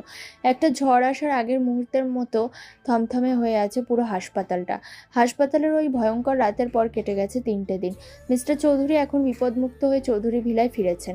এই 3 দিনে আদনানের ভেতরের পৃথিবীটা সম্পূর্ণ বদলে গেছে। তার মনে হচ্ছে সে যেন একটা দীর্ঘ ঘুম থেকে উঠেছে। সন্ধ্যা 7টা। আদনানের বেডরুম, ফ্লোরে একটা বড় ডাস্টবিন রাখা। আদনান ওয়ার্ড্রপ থেকে সব দামি মদের বোতল বের করে একে একে ডাস্টবিনে ছুঁড়ে ফেলছে। তার চোখে মুখে কোনো আফসোস নেই, বরং এক অদ্ভুত প্রশান্তি। সে নিজের ফোনটা হাতে নিল, কন্ট্যাক্ট লিস্ট ওপেন করে নাতাশা, রিয়া, সানিয়া সবগুলো নাম একে একে চিরতরে ডিলিট করে দিল। খাটের ওপর একটা সুন্দর নীল রঙের জামদানি শাড়ির প্যাকেট আর একটা ছোট নীল ভেলভেটের বাক্স রাখা। আদনান আয়নার সামনে গিয়ে দাঁড়ালো। সে নার্ভাস ভঙ্গিতে নিজের চুল ঠিক করছে। তার হাত সামান্য কাঁপছে। তিথি, আমি জানি আমি অনেক ভুল করেছি, কিন্তু সে কথা থামিয়ে একটা দীর্ঘশ্বাস ফেললো। আয়না নিজের চোখের দিকে তাকিয়ে মাথা নাড়ল। না, এভাবে বললে হবে না। ও বিশ্বাস করবে না। আদনান আবার গলা খাঁকারি দিল। সে বারবার প্র্যাকটিস করছে তিথিকে কি বলবে। তিথি, মানে আমি আসলে বুঝতে পারিনি তুমি আমার জন্য কতটা আমি বদলে গেছি তিথি। সত্যি বলছি, আমি আর কোনোদিন ওই পথে পা বাড়াবো না। সে ভেলভেটের বাক্সটা হাতে নিয়ে খুলল। ভেতরে একটা সুন্দর হীরার আংটি জ্বলজ্বল করছে। আমরা কি নতুন করে সব শুরু করতে পারি? শুধু তুমি আর আমি তোমাকে আর কোনো দিন কাঁদতে দেব না। আদনান আয়নার দিকে তাকিয়ে মুচকি হাসলো। তার বুকের ভেতর একটা মিষ্টি রোমান্টিক অনুভূতি কাজ করছে। এই প্রথম সে কারোর জন্য এত নার্ভাস ফিল করছে। সে শাড়ির প্যাকেট আর আংটিটা হাতে নিয়ে ধীর পায়ে গেস্ট রুমের দিকে এগিয়ে গেল। গেস্ট রুমের দরজার সামনে দাঁড়িয়ে সে কয়েক সেকেন্ড সময় নিল। বুক ভরে একটা শ্বাস নিয়ে আলতো করে নক করলো। তিথি, ভেতরে আসবো? ভেতর থেকে কোনো সাড়া শব্দ এলো না। তিথি, আমি জানি তুমি ভেতরে আছো, আমি আসছি। আদনান দরজার হাতল ঘুরিয়ে ভেতরে ঢুকলো, আর ঢোকার সাথে সাথে তার মুখের হাসিটা মুহূর্তের মধ্যে মিলিয়ে গেল। পুরো রুমটা একদম ফাঁকা। খাটের চাদর পরিপাটি করে গোছানো। আদনানের চোখ গেল ওয়ার্ড্রপের দিকে। পাল্লাটা সামান্য খোলা। ভেতরে তিথির একটা জামা কাপড় নেই। তিথি, তুমি কোথায়? তার বুকটা ধক করে উঠল। সে দ্রুত খাটের কাছে এগিয়ে গেল। বিছানার ঠিক মাঝখানে একটা সাদা খাম রাখা। আদনানের হাত কাঁপতে শুরু করলো। সে শাড়ির প্যাকেটটা ফ্লোরে ফেলে দিয়ে খামটা হাতে তুলে নিল। সে খামটা না খুলেই পাগলের মতো দৌড়ে নিচে নামতে শুরু করলো। আদনান সিঁড়ি দিয়ে প্রায় পরিমরি করে ড্রয়িং রুমে এসে পৌঁছালো। তার শ্বাস দ্রুত ওঠানামা করছে। ড্রয়িং রুমের মাঝখানে দাঁড়িয়ে আছে তিথি। পরনে একটা খুব সাধারণ সুতির সালোয়ার কামিজ, কাঁধে একটা ছোট ব্যাগ। তার চোখ মুখ পাথরের মতো শক্ত। সেখানে কোনো আবেগ নেই, কোনো মায়া নেই। তিথি, এসব কি? তুমি কোথায় যাচ্ছ? আমার কাজ শেষ, তাই চলে যাচ্ছি। কাজ শেষ মানে? তুমি ব্যাগ নিয়ে তুমি আমাকে ছেড়ে কোথায় যাচ্ছ? তোমার বাবা সুস্থ হয়ে বাড়ি ফিরে এসেছেন। ওনার এখন আর কোনো ইমিডিয়েট রিস্ক নেই, তাই এখন এটা দেওয়ার যায়। তিথি তার ব্যাগ থেকে একটা নীল রঙের ফাইল বের করে আদনানের দিকে এগিয়ে দিল। কি কি এটা? খুলে দেখো। আদনানের হাত থরথর করে কাঁপছে। সে খামটা আর ফাইলটা হাতে নিল। ফাইলটা খুলতে তার চোখ দুটো স্থির হয়ে গেল। ওপরে বড় করে লেখা ডিভোর্স পেপার, নিচে তিথির সাইন করা আছে। ডিভোর্স? তুমি তুমি আমাকে ডিভোর্স দিচ্ছ? হ্যাঁ, সাইন করে তোমার লয়ারকে পাঠিয়ে দিও। কিন্তু কেন তিথি? আমি তো আমি তো বদলে গেছি। আমি সব ছেড়ে দিয়েছি তোমার জন্য। আমার জন্য নাকি নিজের গিল্ট ঢাকার জন্য? প্লিজ তিথি, এমন করো না। আমি আমি তোমাকে ছেড়ে মরে যাব। আমি আমি তোমাকে ভালোবাসি তিথি। কথাটা শুনে তিথি হঠাৎ করে হেসে উঠল, কিন্তু সেই হাসিতে কোনো আনন্দ নেই, আছে এক অদ্ভুত শীতলতা। ভালোবাসা? তুমি ভালোবাসার মানে কি জানো আদনান? আমি সত্যি বলছি, হাসপাতালের ওই রাতে আমি বুঝতে পেরেছি তুমি ছাড়া আমার। তুমি কিছুই বোঝোনি। তুমি শুধু নিজের অসহায়তাটাকে ভালোবাসা বলে ভুল করছো। না, তুমি আমাকে একটা সুযোগ দাও, আমি প্রমাণ করে দেব। কাকে সুযোগ দেবে? একজন খুনিকে? আদনান চমকে উঠল। তার চোখের পানি যেন মুহূর্তের জন্য শুকিয়ে গেল। খুনি? তুমি তুমি কি বলছো এসব? তিথি তার ব্যাগের চেইন খুললো, ভেতর থেকে একটা ছবি বের করলো। ওই একই ছবি, বাসরাতে বালিশের নিচে পাওয়া সেই আতপোড়া ছবিটা নয়, একদম আস্ত একটা ছবি। তবে মানুষটা একই। তিথি ছবিটা সজোরে আদনানের মুখের উপর ছুঁড়ে মারল। চিনতে পারছো একে? ছবিটা ফ্লোরে পড়ে গেল। আদনান কাঁপা কাঁপা হাতে ছবিটা ফ্লোর থেকে তুলে নিল। ছবিতে আদনানের পাশে একটি মেয়ে দাঁড়িয়ে আছে। মেয়েটির পুরো মুখটা এবার স্পষ্ট দেখা যাচ্ছে। আদনানের পায়ের নিচ থেকে যেন মাটি সরে গেল, তার শ্বাস আটকে আসছে। ছবিতে আদনানের পাশে যে মেয়েটি হাসি মুখে দাঁড়িয়ে আছে তার চেহারা হুবহু তিথির মতো, একদম অবিকল। তিথি, এটা তো তুমি, কিন্তু এই ছবি তো। এটা আমি নই আদনান, এটা মায়েশা। আদনানের হাত থেকে ছবিটা খসে পড়ে গেল। তার পুরো শরীর অবশ হয়ে আসছে। মায়েশা? কিন্তু কিন্তু তোমরা।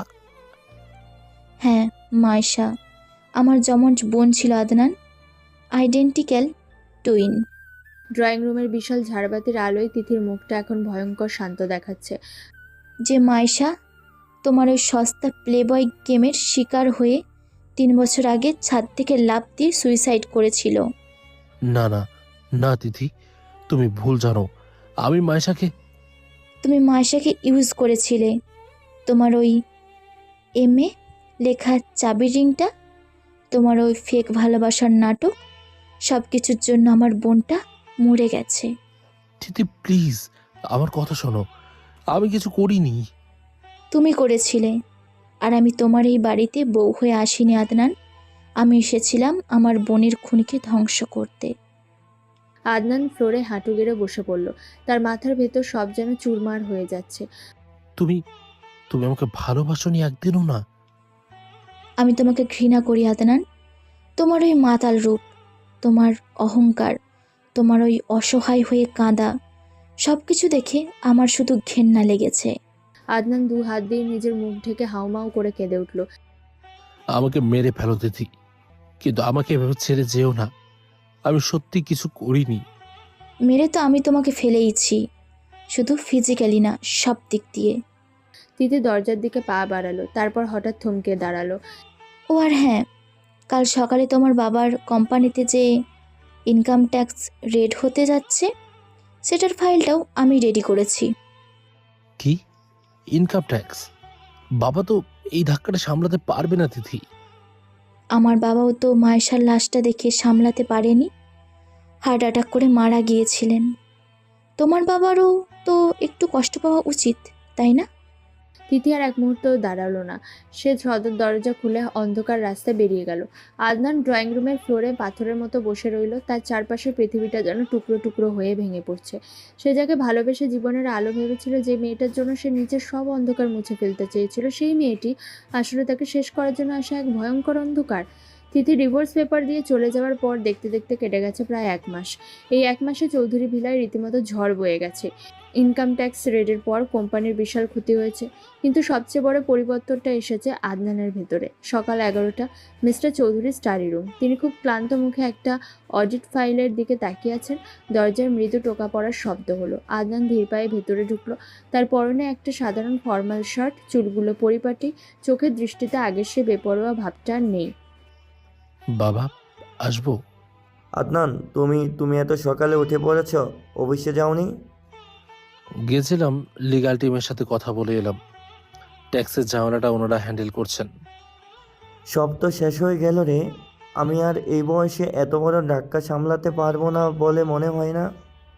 কিছু শেষ হয়নি বাবা, আমি আমি আছি তো। তুমি তো নিজের জীবনটা নিয়েই। আমি জানি আমি সারা জীবন শুধু আপনাকে কষ্ট দিয়েছি, নিজের ইগো আর জেদের বসে পুরো পরিবারটাকে ধ্বংস করে দিয়েছি। আদনান, এখন এসব কথা বলে আর কি হবে? যা হওয়ার তো হয়েই গেছে। না বাবা, আমাকে একটা শেষ সুযোগ দিন। আমি কোম্পানির সব দায়িত্ব নিজের কাঁধে নিতে চাই। আমি সব ঠিক করে দেব। তুমি পারবে? এই প্রেশারটা নিতে পারবে তুমি? পারতে আমাকে হবেই বাবা। আমি আমার ভুলগুলোর প্রায়শ্চিত্ত করতে চাই। মিস্টার চৌধুরী কিছু না বলে ছেলের দিকে তাকিয়ে রইলেন। এই প্রথম তিনি তার ছেলের চোখের ভেতর একটা অদ্ভুত দায়িত্ববোধ দেখতে পাচ্ছেন। রাত 11টা, আদনানের বেডরুম। বিশাল ঘরটা এখন বড্ড ফাঁকা আর নিস্তব্ধ। আদনান সোফায় বসে আছে, তার হাতে একটা সাধারণ কফির মগ, যেটা গেস্ট রুমে থাকার সময় তিথি ব্যবহার করত। সে একদৃষ্টে মগটার দিকে তাকিয়ে আছে। তার মনে পড়ছে তিথির সেই শান্ত গলার কথাগুলো। সে আর মদ ছোঁয় না, পুরনো বন্ধুদের সাথে যোগাযোগও বন্ধ করে দিয়েছে। আদনান ধীর পায়ে উঠে বেসিনের দিকে গেল। সে খুব সাবধানে মগটা ধুতে শুরু করলো। হঠাৎ তার চোখ দিয়ে 1 ফোঁটা পানি গড়িয়ে সোজা বেসিনের সিঙ্কে পড়ল। তুমি আমাকে একবারও সুযোগ দিলে না তিথি। সে দ্রুত হাতের উল্টো পিঠ দিয়ে চোখ মুছে ফেলল। তারপর আয়নায় নিজের দিকে তাকালো। আয়নার ওই মানুষটার চোখে এখন আর কোনো অহংকার নেই, প্লেবয় ইমেজ নেই। আছে শুধু এক বুক ক্লান্তি আর একাকিত্ব। এদিকে ধানমন্ডির একটা ছোট ভাড়া করা ফ্ল্যাটে উঠেছে তিথি। সে ভেবেছিল আদনানকে ধ্বংস করার পর তার রাতের ঘুম ফিরে আসবে, মায়েশার আত্মা শান্তি পাবে। কিন্তু তার উল্টোটা হচ্ছে। রাত 2টো বাজে। তিথি বিছানায় এপাশ ওপাশ করছে। তার অবচেতন মন বারবার আদনানের সেই কান্নার দৃশ্যটা মনে করিয়ে দিচ্ছে। আদনানের সেই কথাগুলো বারবার তার কানে বাজছে। তিথি উঠে বসলো। সে সাইড টেবিল থেকে পানির গ্লাসটা হাতে নিতেই তার ফোনটা বেজে উঠল। স্ক্রিনে ফাহিমের নাম। হ্যালো। ভাবি, থ্যাংক গড ফোন ধরেছেন। আমি তো ভাবলাম আপনি ঘুমিয়ে গেছেন। আমাকে আর ভাবি ডেকো না ফাহিম, সম্পর্কটা তো শেষ। আরে হ্যাঁ, ওই প্লে বয়টার তো উচিত শিক্ষা হয়েছে। কোম্পানির যা অবস্থা, রাস্তায় বসতে আর বেশি দেরি নাই। আমরা কাল একটু সেলিব্রেট করি। সেলিব্রেট? এখানে সেলিব্রেট করার কি আছে ফাহিম? কেন থাকবে না? মায়েশার মৃত্যুর বদলা তো নেওয়াই হয়ে গেছে। আদনান এখন পুরো ধ্বংস। এটা তো একটা ভিক্টরি, তাই না? আমার বোন মারা গেছে ফাহিম। এটা কোনো গেম ছিল না যে আমি জিতেছি বলে সেলিব্রেট করব। আর তুমি এত খুশি হচ্ছ কেন? মানে আমি তো আপনার জন্যই খুশি হচ্ছিলাম। আপনি এত বড় একটা মিশন সাকসেসফুল। আমার ভালো লাগছে না ফাহিম, আমি ফোন রাখছি। তিথি কলটা কেটে দিল। ফাহিমের এই অতি উৎসাহ তার কাছে খুব অদ্ভুত লাগছে। ঘুম না আসে তিথি বিছানা থেকে উঠে ওয়ার্ড্রপের কাছে গেল। সেখান থেকে মায়েশার পুরনো জিনিসপত্রের একটা ছোট বাক্স বের করলো। সে বাক্সটা খুলে মায়েশার একটা পুরনো ডায়েরি বের করলো। ডায়েরির অনেকগুলো পাতায় ছেঁড়া। পাতা উল্টাতে উল্টাতে হঠাৎ একটা ভাঁজ করা ছেঁড়া কাগজ নিচে পড়ে গেল। তিথি কাগজটা তুলে নিল। কাগজের ওপর মায়েশার হাতের লেখায় কয়েকটা লাইন লেখা। ও আমাকে বাঁচানোর চেষ্টা করেছে, কিন্তু এফ আমাকে শেষ করে দেবে। তিথির কপালে ভাঁজ পড়ল। সে কাগজটার দিকে একদৃষ্টে তাকিয়ে রইল। এফ এফ মানে কি? আদনান তো MA, তাহলে এই এফ কে? আর কে কাকে বাঁচানোর চেষ্টা করছিল? তিথির বুকের ভেতর একটা অজানা ভয়ে দানা বাঁধতে শুরু করলো। সে কি তবে এত বড় একটা ভুল করে ফেলেছে? দেখতে দেখতে আরো কয়েকটা সপ্তাহ কেটে গেল। 8ম মাসের শুরু, দুপুর 12টা। গুলশানের একটা শান্ত ক্যাফেটেরিয়া। তিথি একটা কর্নারের টেবিলে বসে আছে। আজ সকালে আদনান তাকে টেক্সট করে এখানে আসতে বলেছিল। তিথি ভেবেছিল আদনান হয়তো ডিভোর্স না দেওয়ার জন্য কান্নাকাটি করবে, ইমোশনাল ব্ল্যাকমেল করবে। সে মনে মনে নিজেকে শক্ত করে রেখেছিল। ক্যাফের দরজা ঠেলে আদনান ভিতরে ঢুকলো। সে খুব শান্ত পায়ে হেঁটে এসে তিথির সামনে চেয়ারটায় বসলো। অনেকক্ষণ ওয়েট করালাম তাই না? না, ঠিক আছে। হঠাৎ দেখা করতে চাইলেন যে? বেশি সময় নেব না, তোমার অফিসে যাওয়ার তাড়া আছে জানি। আদনান তার হাতের ব্যাগ থেকে একটা নীল রঙের ফাইল বের করে টেবিলের ওপর দিয়ে তিথির দিকে এগিয়ে দিল। তিথি ফাইলটার দিকে একবার তাকালো, তারপর আদনানের দিকে। এটা কি? খুলে দেখো। তিথি ফাইলটা খুললো। ভেতরে সেই ডিভোর্স পেপারটা, কিন্তু এবার একদম নিচে আদনানের সিগনেচার করা আছে। তিথির আঙুলগুলো এক মুহূর্তের জন্য কেঁপে উঠল। সে অবাক চোখে আদনানের দিকে তাকালো। আপনি আপনি সাইন করে দিয়েছেন? হ্যাঁ, আমার লয়ারকে বলে দিয়েছি, বাকি লিগ্যাল প্রসেসগুলো উনি খুব তাড়াতাড়ি শেষ করে দেবেন। তোমাকে আর কোর্টে যেতে হবে না। কিন্তু আপনি তো সেদিন বললেন আপনি ডিভোর্স দেবেন না। সেদিন আমি ইমোশনাল ছিলাম। আমি ভেবেছিলাম তোমাকে আটকে রাখলে হয়তো সব ঠিক হয়ে যাবে, কিন্তু জোর করে তো আর কাউকে নিজের জীবনে রাখা যায় না। ভালো করেছেন, এতে দুজনেরই সময় বাঁচবে। তবে একটা কথা বলার জন্য আজ তোমাকে ডেকেছি তিথি। কি কথা? আমি মায়েশাকে খুন করিনি। তিথি চুপ করে রইল। সে আদনানের চোখের দিকে তাকালো। আমি জানি তুমি আমাকে বিশ্বাস করবে না, তোমার কাছে হয়তো অনেক প্রমাণ আছে, কিন্তু আমি তোমাকে সত্যি প্রমাণটা এনে দেব। এখন আর প্রমাণ এনে কি হবে? ডিভোর্স তো হয়েই যাচ্ছে। আমার সংসার বাঁচানোর জন্য প্রমাণ আনবো না তিথি, প্রমাণটা আনবো তোমার রাতের ঘুম ফিরিয়ে দেওয়ার জন্য। মানে? তুমি হয়তো আমাকে ধ্বংস করে খুব শান্তি পাচ্ছ, কিন্তু যেদিন তুমি জানতে পারবে তুমি একটা নির্দোষ মানুষকে শাস্তি দিয়েছো, সেদিন তুমি নিজের কাছে নিজে অপরাধী হয়ে যাবে। আমি চাই না তুমি সারা জীবন ওই গিল্ট নিয়ে বাঁচো। তিথির বুকের ভেতরটা ধক করে উঠল। সে আদনানের চোখের দিকে তাকিয়ে প্রথমবার একটা অদ্ভুত সততা দেখতে পেল। আমি আসি, নিজের খেয়াল রেখো। আদনান আর এক মুহূর্ত অপেক্ষা করলো না। সে চেয়ার ছেড়ে উঠে ধীর পায়ে ক্যাফে থেকে বেরিয়ে গেল। তিথি টেবিলে রাখা ওই সাইন করা ডিভোর্স পেপারটার দিকে তাকিয়ে রইল। তার মনে হচ্ছে সে একটা বিশাল গোলক ধাঁধায় আটকা পড়ে গেছে। এভাবেই অষ্টম মাসের একদম শেষ দিক। রাত 11টা। আদনানের স্টাডি রুম, টেবিলের ওপর ল্যাপটপ খোলা। আদনান তার হ্যাকার বন্ধু মিরাজের সাথে ফোনে কথা বলছে। মিরাজ, তুই কি শিওর যে এই অ্যাকাউন্টটাই মায়েশার ছিল? 100% শিওর দোস্ত। অ্যাকাউন্টটা সে অ্যাক্টিভেট করা ছিল, আমি রিকভার করেছি। তুই লগ ইন করে দেখ, পাসওয়ার্ড আমি টেক্সট করে দিয়েছি। থ্যাঙ্কস দোস্ত, আমি দেখছি। আদনান ফোনটা স্পিকারে রেখে ল্যাপটপে পাসওয়ার্ড টাইপ করলো। মায়েশার পুরনো সোশ্যাল মিডিয়া অ্যাকাউন্টটা ওপেন হলো। আদনানের হাত কাঁপছে। সে সোজা মেসেজ অপশনে গেল। ওইখানে একটা ডিলিট করা চ্যাট হিস্ট্রি আছে। আমি বেকআপ ফাইলটা তোর মেলে পাঠিয়ে দিয়েছি, ওটা ডাউনলোড করে নে। হ্যাঁ, পেয়েছি, ডাউনলোড হচ্ছে। ফাইলটা ওপেন হতে আদনানের চোখ স্ক্রিনে আটকে গেল। চ্যাটের অপর প্রান্তের মানুষটির কোনো প্রোফাইল পিকচার নেই, নাম লেখা শুধু একটা ডট। এগুলো তো সব ব্ল্যাকমেইল করার মেসেজ। হ্যাঁ দোস্ত, লোকটা খুব বাজেভাবে ট্রেড দিচ্ছিল মেয়েটাকে। আদনান মেসেজগুলো পড়তে শুরু করলো। পড়তে পড়তে তার চোয়াল শক্ত হয়ে গেল। স্ক্রিনে জলজল করছে একটা মেসেজ। তুই যদি আজ রাতে আমার সাথে দেখা না করিস, তাহলে তোর ওই ছবিগুলো আমি ইন্টারনেটে ছেড়ে দেব। মায়েশার রিপ্লাই ছিল, প্লিজ আমাকে ছেড়ে দাও, আমি আদনানকে সব বলে দেব, ও আমাকে বাঁচানোর চেষ্টা করছে। অপর প্রান্তের রিপ্লাই ছিল, আদনান তোকে বাঁচাতে পারবে না, আমি ওকে শেষ করে দেব। আর তিথিকে যদি এই ছবিগুলো পাঠাই, তোর বোন কি আর মুখ দেখাতে পারবে? তুই কি চাস তোর বোন সব জানুক? আদনান ল্যাপটপের স্ক্রিন থেকে চোখ সরিয়ে নিল। তার শ্বাস দ্রুত ওঠানামা করছে। মিরাজ, এই লোকটাকে, এই আইপি অ্যাড্রেসটা কি ট্র্যাক করা যাবে? আমি চেষ্টা করছি দোস্ত, কিন্তু লোকটা ডিএনএ ইউজ করছে, একটু সময় লাগবে। আমার সময় নেই মিরাজ, আমাকে যেভাবেই হোক এই লোকটার নাম বের করে দে। এই লোকটাই মায়েশার আসল খুনি। আদনান কলটা কেটে দিল। সে ল্যাপটপের স্ক্রিনের দিকে তাকে একটা গভীর শ্বাস নিল। তার মানে মায়েশাকে কেউ একজন ব্ল্যাকমেল করছিল, আর সেই ব্ল্যাকমেইলার তিথির নাম ব্যবহার করে মায়েশাকে ভয় দেখাচ্ছিল। কে এই লোকটা? তিথির পাওয়া ওই ডায়েরির এফ আর এই ব্ল্যাকমেইলার কি একই মানুষ? আদনান বুঝতে পারছে সত্যের খুব কাছাকাছি চলে এসেছে সে, কিন্তু এই সত্যটা হয়তো তিথির পুরো দুনিয়াটাকে উল্টে দেবে।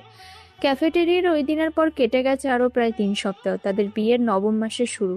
তিথি এখন পুরোপুরি নিজের নতুন চাকরিতে ফোকাস করার চেষ্টা করছে, কিন্তু মাথার ভেতর মায়েশার ডায়েরির ওই এফ অক্ষরটা সারাক্ষণ ঘুরপাক খায়। সকাল 8টা, অফিসে যাওয়ার জন্য তৈরি হয়ে তিথি নিজের ফ্ল্যাটের দরজা খুলল। দরজা খুলতে সে থমকে দাঁড়ালো।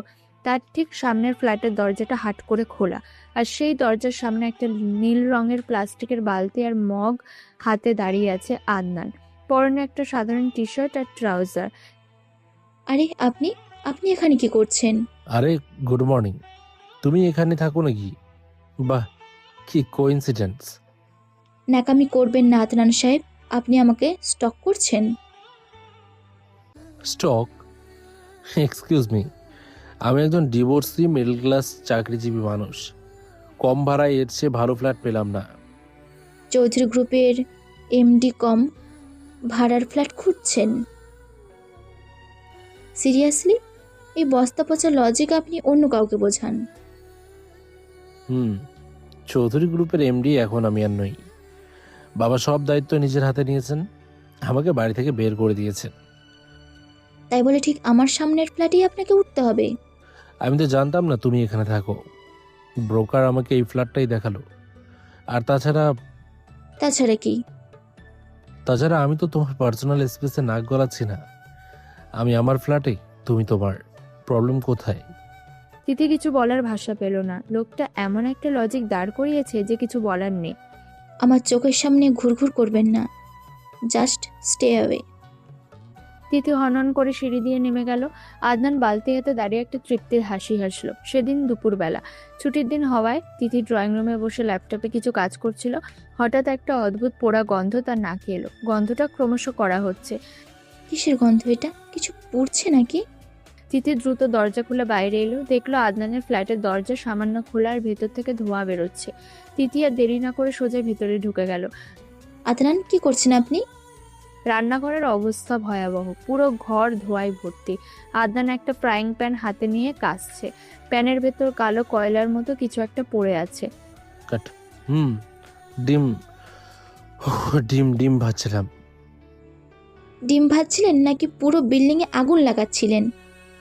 5 স্টারে বসে খাওয়া মানুষ ইউটিউব দেখে ডিম ভাজতে গেলে এমনই হয়। তুমি হাসছো? আমার হাত পুড়ে গেছে আর তুমি? তিথির চোখ গেল আদনানের ডান হাতের দিকে। কবজির কাছে বেশ খানিকটা লাল হয়ে ফোসকা পড়ার মতো অবস্থা হয়েছে। হাতটা দিন তো এদিকে। আপনি প্যানটা সিঙ্কে রাখুন। লাগছে তো। আমি আমি বরফ দিচ্ছি। বরফ দিতে হবে না, আপনি ড্রয়িং রুমে গিয়ে বসুন, আমি আসছি। তিথি নিজের ফ্ল্যাট থেকে ফার্স্ট এইড বক্সটা নিয়ে আবার আদনানের ফ্ল্যাটে এলো।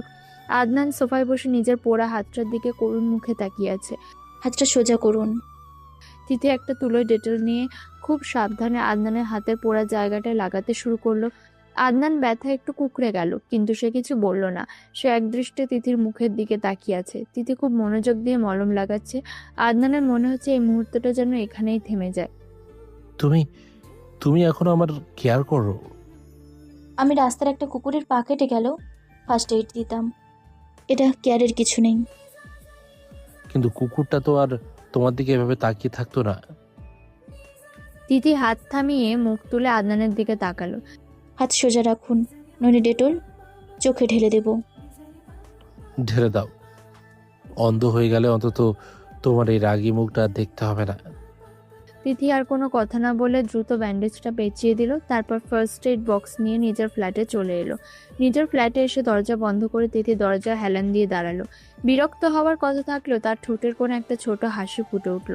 দেখতে দেখতে কেটে গেল আরো বেশ কয়েকটা দিন। আজ সকাল থেকে বাইরে তুমুল বৃষ্টি, আবহাওয়াটা বেশ ঠান্ডা। তিথির প্রচণ্ড জ্বর, সে অফিসে যেতে পারেনি। সারাদিন সোফায় কাঁথা মুড়ি দিয়ে শুয়ে আছে।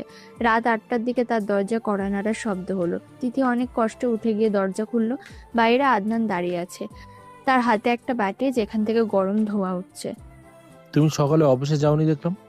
ফাইমকে কল করেছিলাম, ও বললো তোমার নাকি জ্বর। তো আমি একটু স্যুপ এনেছিলাম রেস্টুরেন্ট থেকে কিনে আনা। আমার হাতের পোড়া ডিম না, খেয়ে নাও, ভালো লাগবে। আমার সিম্প্যাথি লাগবে না আদনান সাহেব, আমি নিজের খেয়াল নিজেই রাখতে পারি।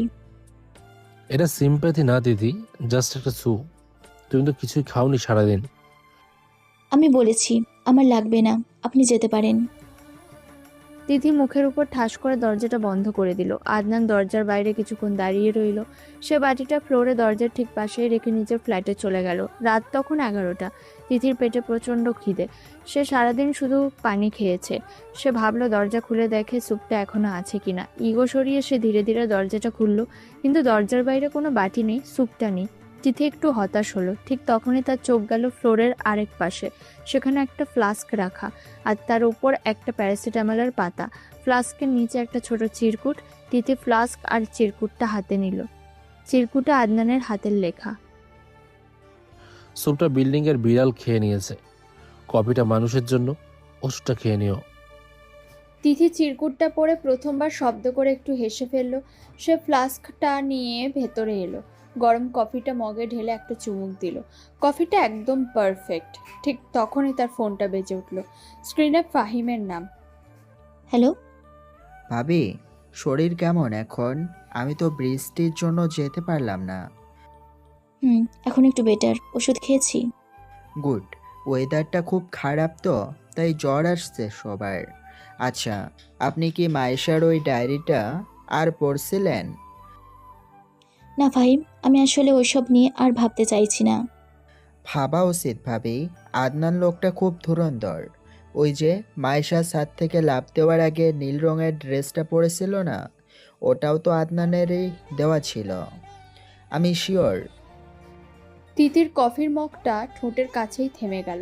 তার পুরো শরীর যেন বরফ হয়ে আসছে। কি কি বললে তুমি? বললাম ওই নীল ড্রেসটাও আদনানের দেওয়া ছিল। তুমি তুমি কিভাবে জানো মায়েশা নীল ড্রেস পরেছিল? মানে আমি তো পুলিশের রিপোর্টে মায়েশার ড্রেসের কোনো কালারের মেনশন করা ছিল না ফাহিম। আর লাফ দেওয়ার পর ব্লাডে ড্রেসটার কালার বোঝাই যাচ্ছিল না। আসলে আমি তো ওই দিন হসপিটালে গিয়েছিলাম, তখন হয়তো কেউ বলছিল। আমার ঠিক মনে নেই ভাবি, আপনি রেস্ট নিন, আমি কাল কথা বলবো। ফাহিম তড়িঘড়ি করে কলটা কেটে দিল। তিথির হাত কাঁপছে। মায়েশার ডায়েরির সেই এফ, ফাহিমের এই নীল ড্রেসের কথা জানা, সব কিছু মিলে তার মাথার ভেতর একটা ভয়ঙ্কর সমীকরণ তৈরি হচ্ছে। তিথি আর এক মুহূর্ত নিজের ফ্ল্যাটে বসে থাকতে পারল না। সে গায়ের কাঁথাটা সরিয়ে দ্রুত দরজা খুলে বাইরে এলো। সে সজোরে আদনানের দরজায় নক করতে শুরু করলো। কয়েক সেকেন্ড পর আদনান দরজা খুলল। তার চোখে ঘুম, চুল উস্কো খুস্কো। তিথি, কি হয়েছে? তোমার কি শরীর বেশি খারাপ লাগছে? হাসপাতালে যাবে? ফাহিম ফাহিম নীল ড্রেসের কথা জানে। কিসের নীল ড্রেস? ভেতরে এসো আগে। তিথি আদনানের ড্রয়িং রুমে এসে বসলো। তার শরীর জ্বরের কারণে কাঁপছে নাকি উত্তেজনা সে নিজেই বুঝতে পারছে না। মায়েশা যেদিন সুইসাইড করে সেই দিন ও একটা নীল রঙের ড্রেস পরেছিল, কিন্তু এই ইনফরমেশনটা পুলিশ বা মিডিয়া কাউকে দেওয়া হয়নি, শুধু আমি জানতাম। তাহলে ফাহিম জানলো কিভাবে? আমি সেটাই বুঝতে পারছি না। ফাহিমের সাথে কথা বলতে গিয়েও স্লিপ অফ টাং করে ফেলেছে। আর মায়েশার ডায়েরিতে আমি একটা লাইন পেয়েছিলাম, এফ আমাকে শেষ করে দেবে। আদনানের চোখের দৃষ্টি মুহূর্তের মধ্যে তীক্ষ্ণ হয়ে গেল। সে দ্রুত নিজের ল্যাপটপটা নিয়ে এলো। তিথি, আমি তোমাকে ক্যাফেতে বলেছিলাম না আমি প্রমাণ আনবো? আমি মায়েশার পুরনো সোশ্যাল মিডিয়া অ্যাকাউন্ট হ্যাক করিয়েছি। হ্যাক? কেন? কারণ আমি জানতাম মায়েশাকে কেউ একজন ব্ল্যাকমেল করেছিল। ওই চ্যাটগুলো পড়ো। আদনান ল্যাপটপটা তিথির দিকে ঘুরিয়ে দিল। তিথি কাঁপা কাঁপা হাতে স্ক্রিনের দিকে তাকালো। মেসেজগুলো পড়তে পড়তে তিথির চোখ দিয়ে অঝরে পানি পড়তে শুরু করলো। এই লোকটা আমাকে ছবিগুলো পাঠিয়ে দেওয়ার ভয় দেখাচ্ছিল, মায়েশা আমাকে বাঁচানোর জন্য। হ্যাঁ, লোকটা মায়েশাকে আমার নাম করে থ্রেট দিচ্ছিল। কিন্তু কিন্তু এই লোকটা কে? এই এফ কে? তুমি নিজেই তো বললে দিদি, ফাহিম ছাড়া আর কে হতে পারে? ও আমাদের কাজিন, ও বাড়ির সব খবর রাখতো। তিথি ল্যাপটপটা বন্ধ করে 2 হাত দিয়ে নিজের মুখ ঢেকে ফেলল। সে হাউমাউ করে কেঁদে উঠল। আমি আমি কি করেছি? আমি একটা ভুল মানুষকে আমি আপনাকে এত বড় শাস্তি দিয়েছি। তিথি, শান্ত হও। কিভাবে শান্ত হব? আমি আপনাকে ধ্বংস করে দিয়েছি আদনান। আর যে আসল খুনি, সে আমার সামনে ঘুরে বেড়াচ্ছে, আমাকে সান্ত্বনা দিচ্ছে। আমি কতটা অন্ধ ছিলাম! আদনান ধীর পায়ে এগিয়ে এসে তিথির পাশে বসলো। সে খুব আলতো করে তিথির কাঁধে হাত রাখলো। তুমি অন্ধ ছিলে না তিথি, তুমি শুধু তোমার বোনকে ভালোবাসতে, আর ফাহিম সেই ইমোশনটার সুযোগ নিয়েছে। আপনি আপনি আমাকে আটকাননি কেন? আপনি তো বলতে পারতেন। আমি বললে তুমি বিশ্বাস করতে? তোমার তো তখন শুধু প্রতিশোধ নেওয়ার জেদ ছিল, আর তাছাড়া আমার নিজেরও তো অনেক পাপ ছিল। হয়তো ওই ইনকাম ট্যাক্স রেট, ওই অপমান, ওগুলো আমার পাওনা ছিল। তিথি অবাক চোখে আদনানের দিকে তাকালো। এই মানুষটা কতটা বদলে গেছে! যে ছেলেটা সামান্য ইগোতে আঘাত লাগলে জিনিসপত্র ভাঙচুর করত, সে আজ এত বড় একটা অবিচার মেনে নিয়ে তাকে সান্ত্বনা দিচ্ছে। আমি ফাহিমকে ছাড়ব না। ও আমার বোনকে শেষ করেছে, আপনার পরিবারকে শেষ করেছে। আমি ওকে ওর নিজে ফাঁদেই ফেলবো। আমরা ফেলবো, একা না। এবার আমরা একসাথে লড়বো। পরদিন দুপুরবেলা ফাহিমের অফিস। ফাহিম তার ডেস্কে বসে একটা ফাইলে সাইন করছিল। ঠিক তখনই কেবিনের দরজা খুলে তিথি ভেতরে ঢুকলো। আরে ভাবি, আপনি হঠাৎ অফিসে? শরীর ঠিক আছে এখন? হ্যাঁ, এখন ঠিক আছে। আসলে আমি ওই দিকটায় একটা কাজে এসেছিলাম, তো ভাবলাম তোমার সাথে দেখা করে যাই। খুব ভালো করেছেন, বসুন। কফি খাবেন? না, কফি খাবো না। আমি আসলে কাল রাতে কথাগুলো নিয়ে একটু ভাবছিলাম। ফাহিমের হাতের কলমটা 1 সেকেন্ডের জন্য থেমে গেল। সে একটু নার্ভাস ভঙ্গিতে হাসার চেষ্টা করলো। কাল রাতের কথা? মানে ওই ড্রেসের ব্যাপারটা? আরে ওটা তো আমি জাস্ট... ড্রেস না ফাহিম, আমি ডায়েরির কথা বলছি। ডায়েরি? হ্যাঁ, মাইশার ডায়েরিটা আমি কাল রাতে আবার পড়েছি। এখানে এফ নামের মানুষটার ব্যাপারে আরও কিছু কথা লেখা আছে। লোকটা নাকি মাইশাকে কিছু ছবি দিয়ে ব্ল্যাকমেল করতো। ফাহিমের বডি ল্যাঙ্গুয়েজ পুরোপুরি চেঞ্জ হয়ে গেল। তার কপালে বিন্দু বিন্দু ঘাম জমতে শুরু করেছে।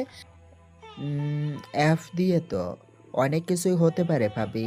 ফয়সাল, ফারহান, আপনি কি শিওর যে এটা?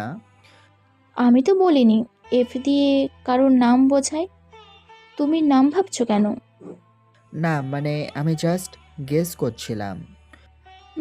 আমি ডায়েরিটা আজ বিকেলে পুলিশের কাছে সাবমিট করব ভাবছি। ওরা হ্যান্ডরাইটিং আর কনটেক্সট অ্যানালাইজ করে ঠিক বের করে ফেলবে এই এফটা কি।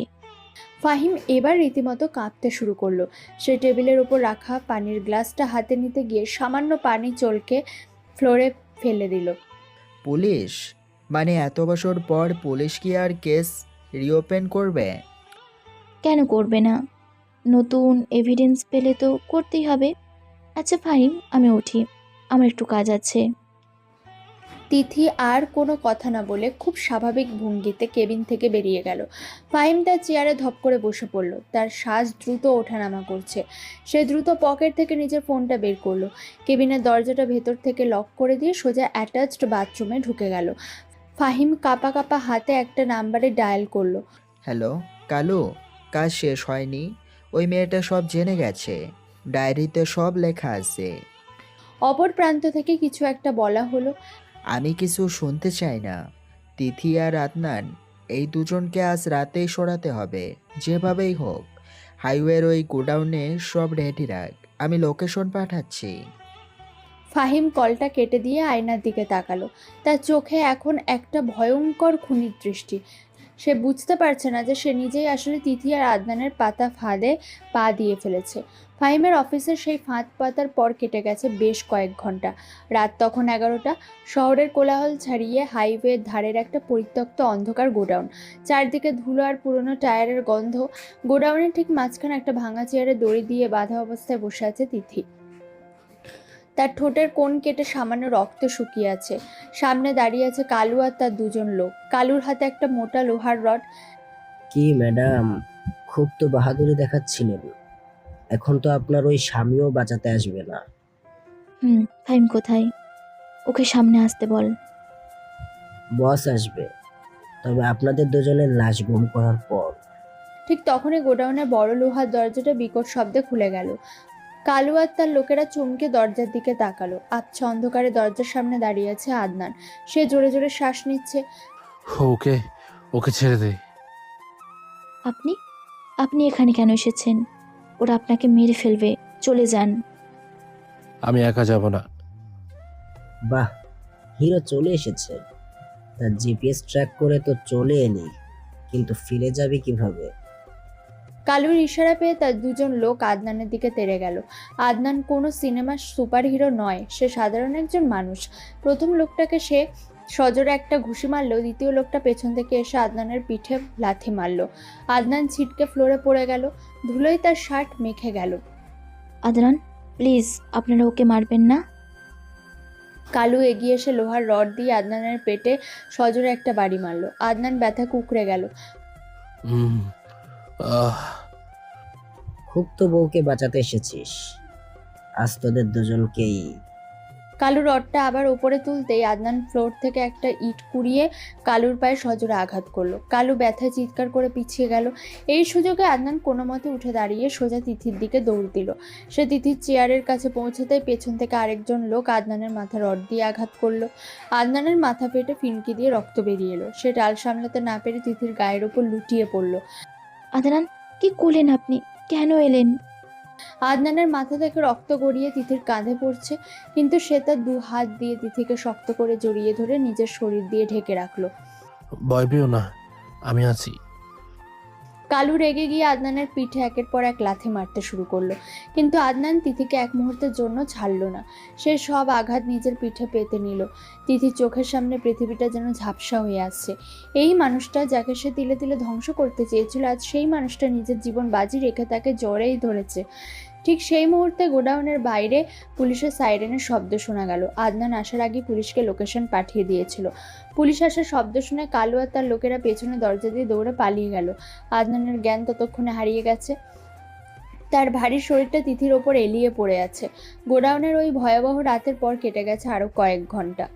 ভোরের আলো ফুটতে শুরু করেছে। শহরের একটি নামি দামি হাসপাতালের কেবিন, চারিদিকে ওষুধের গন্ধ।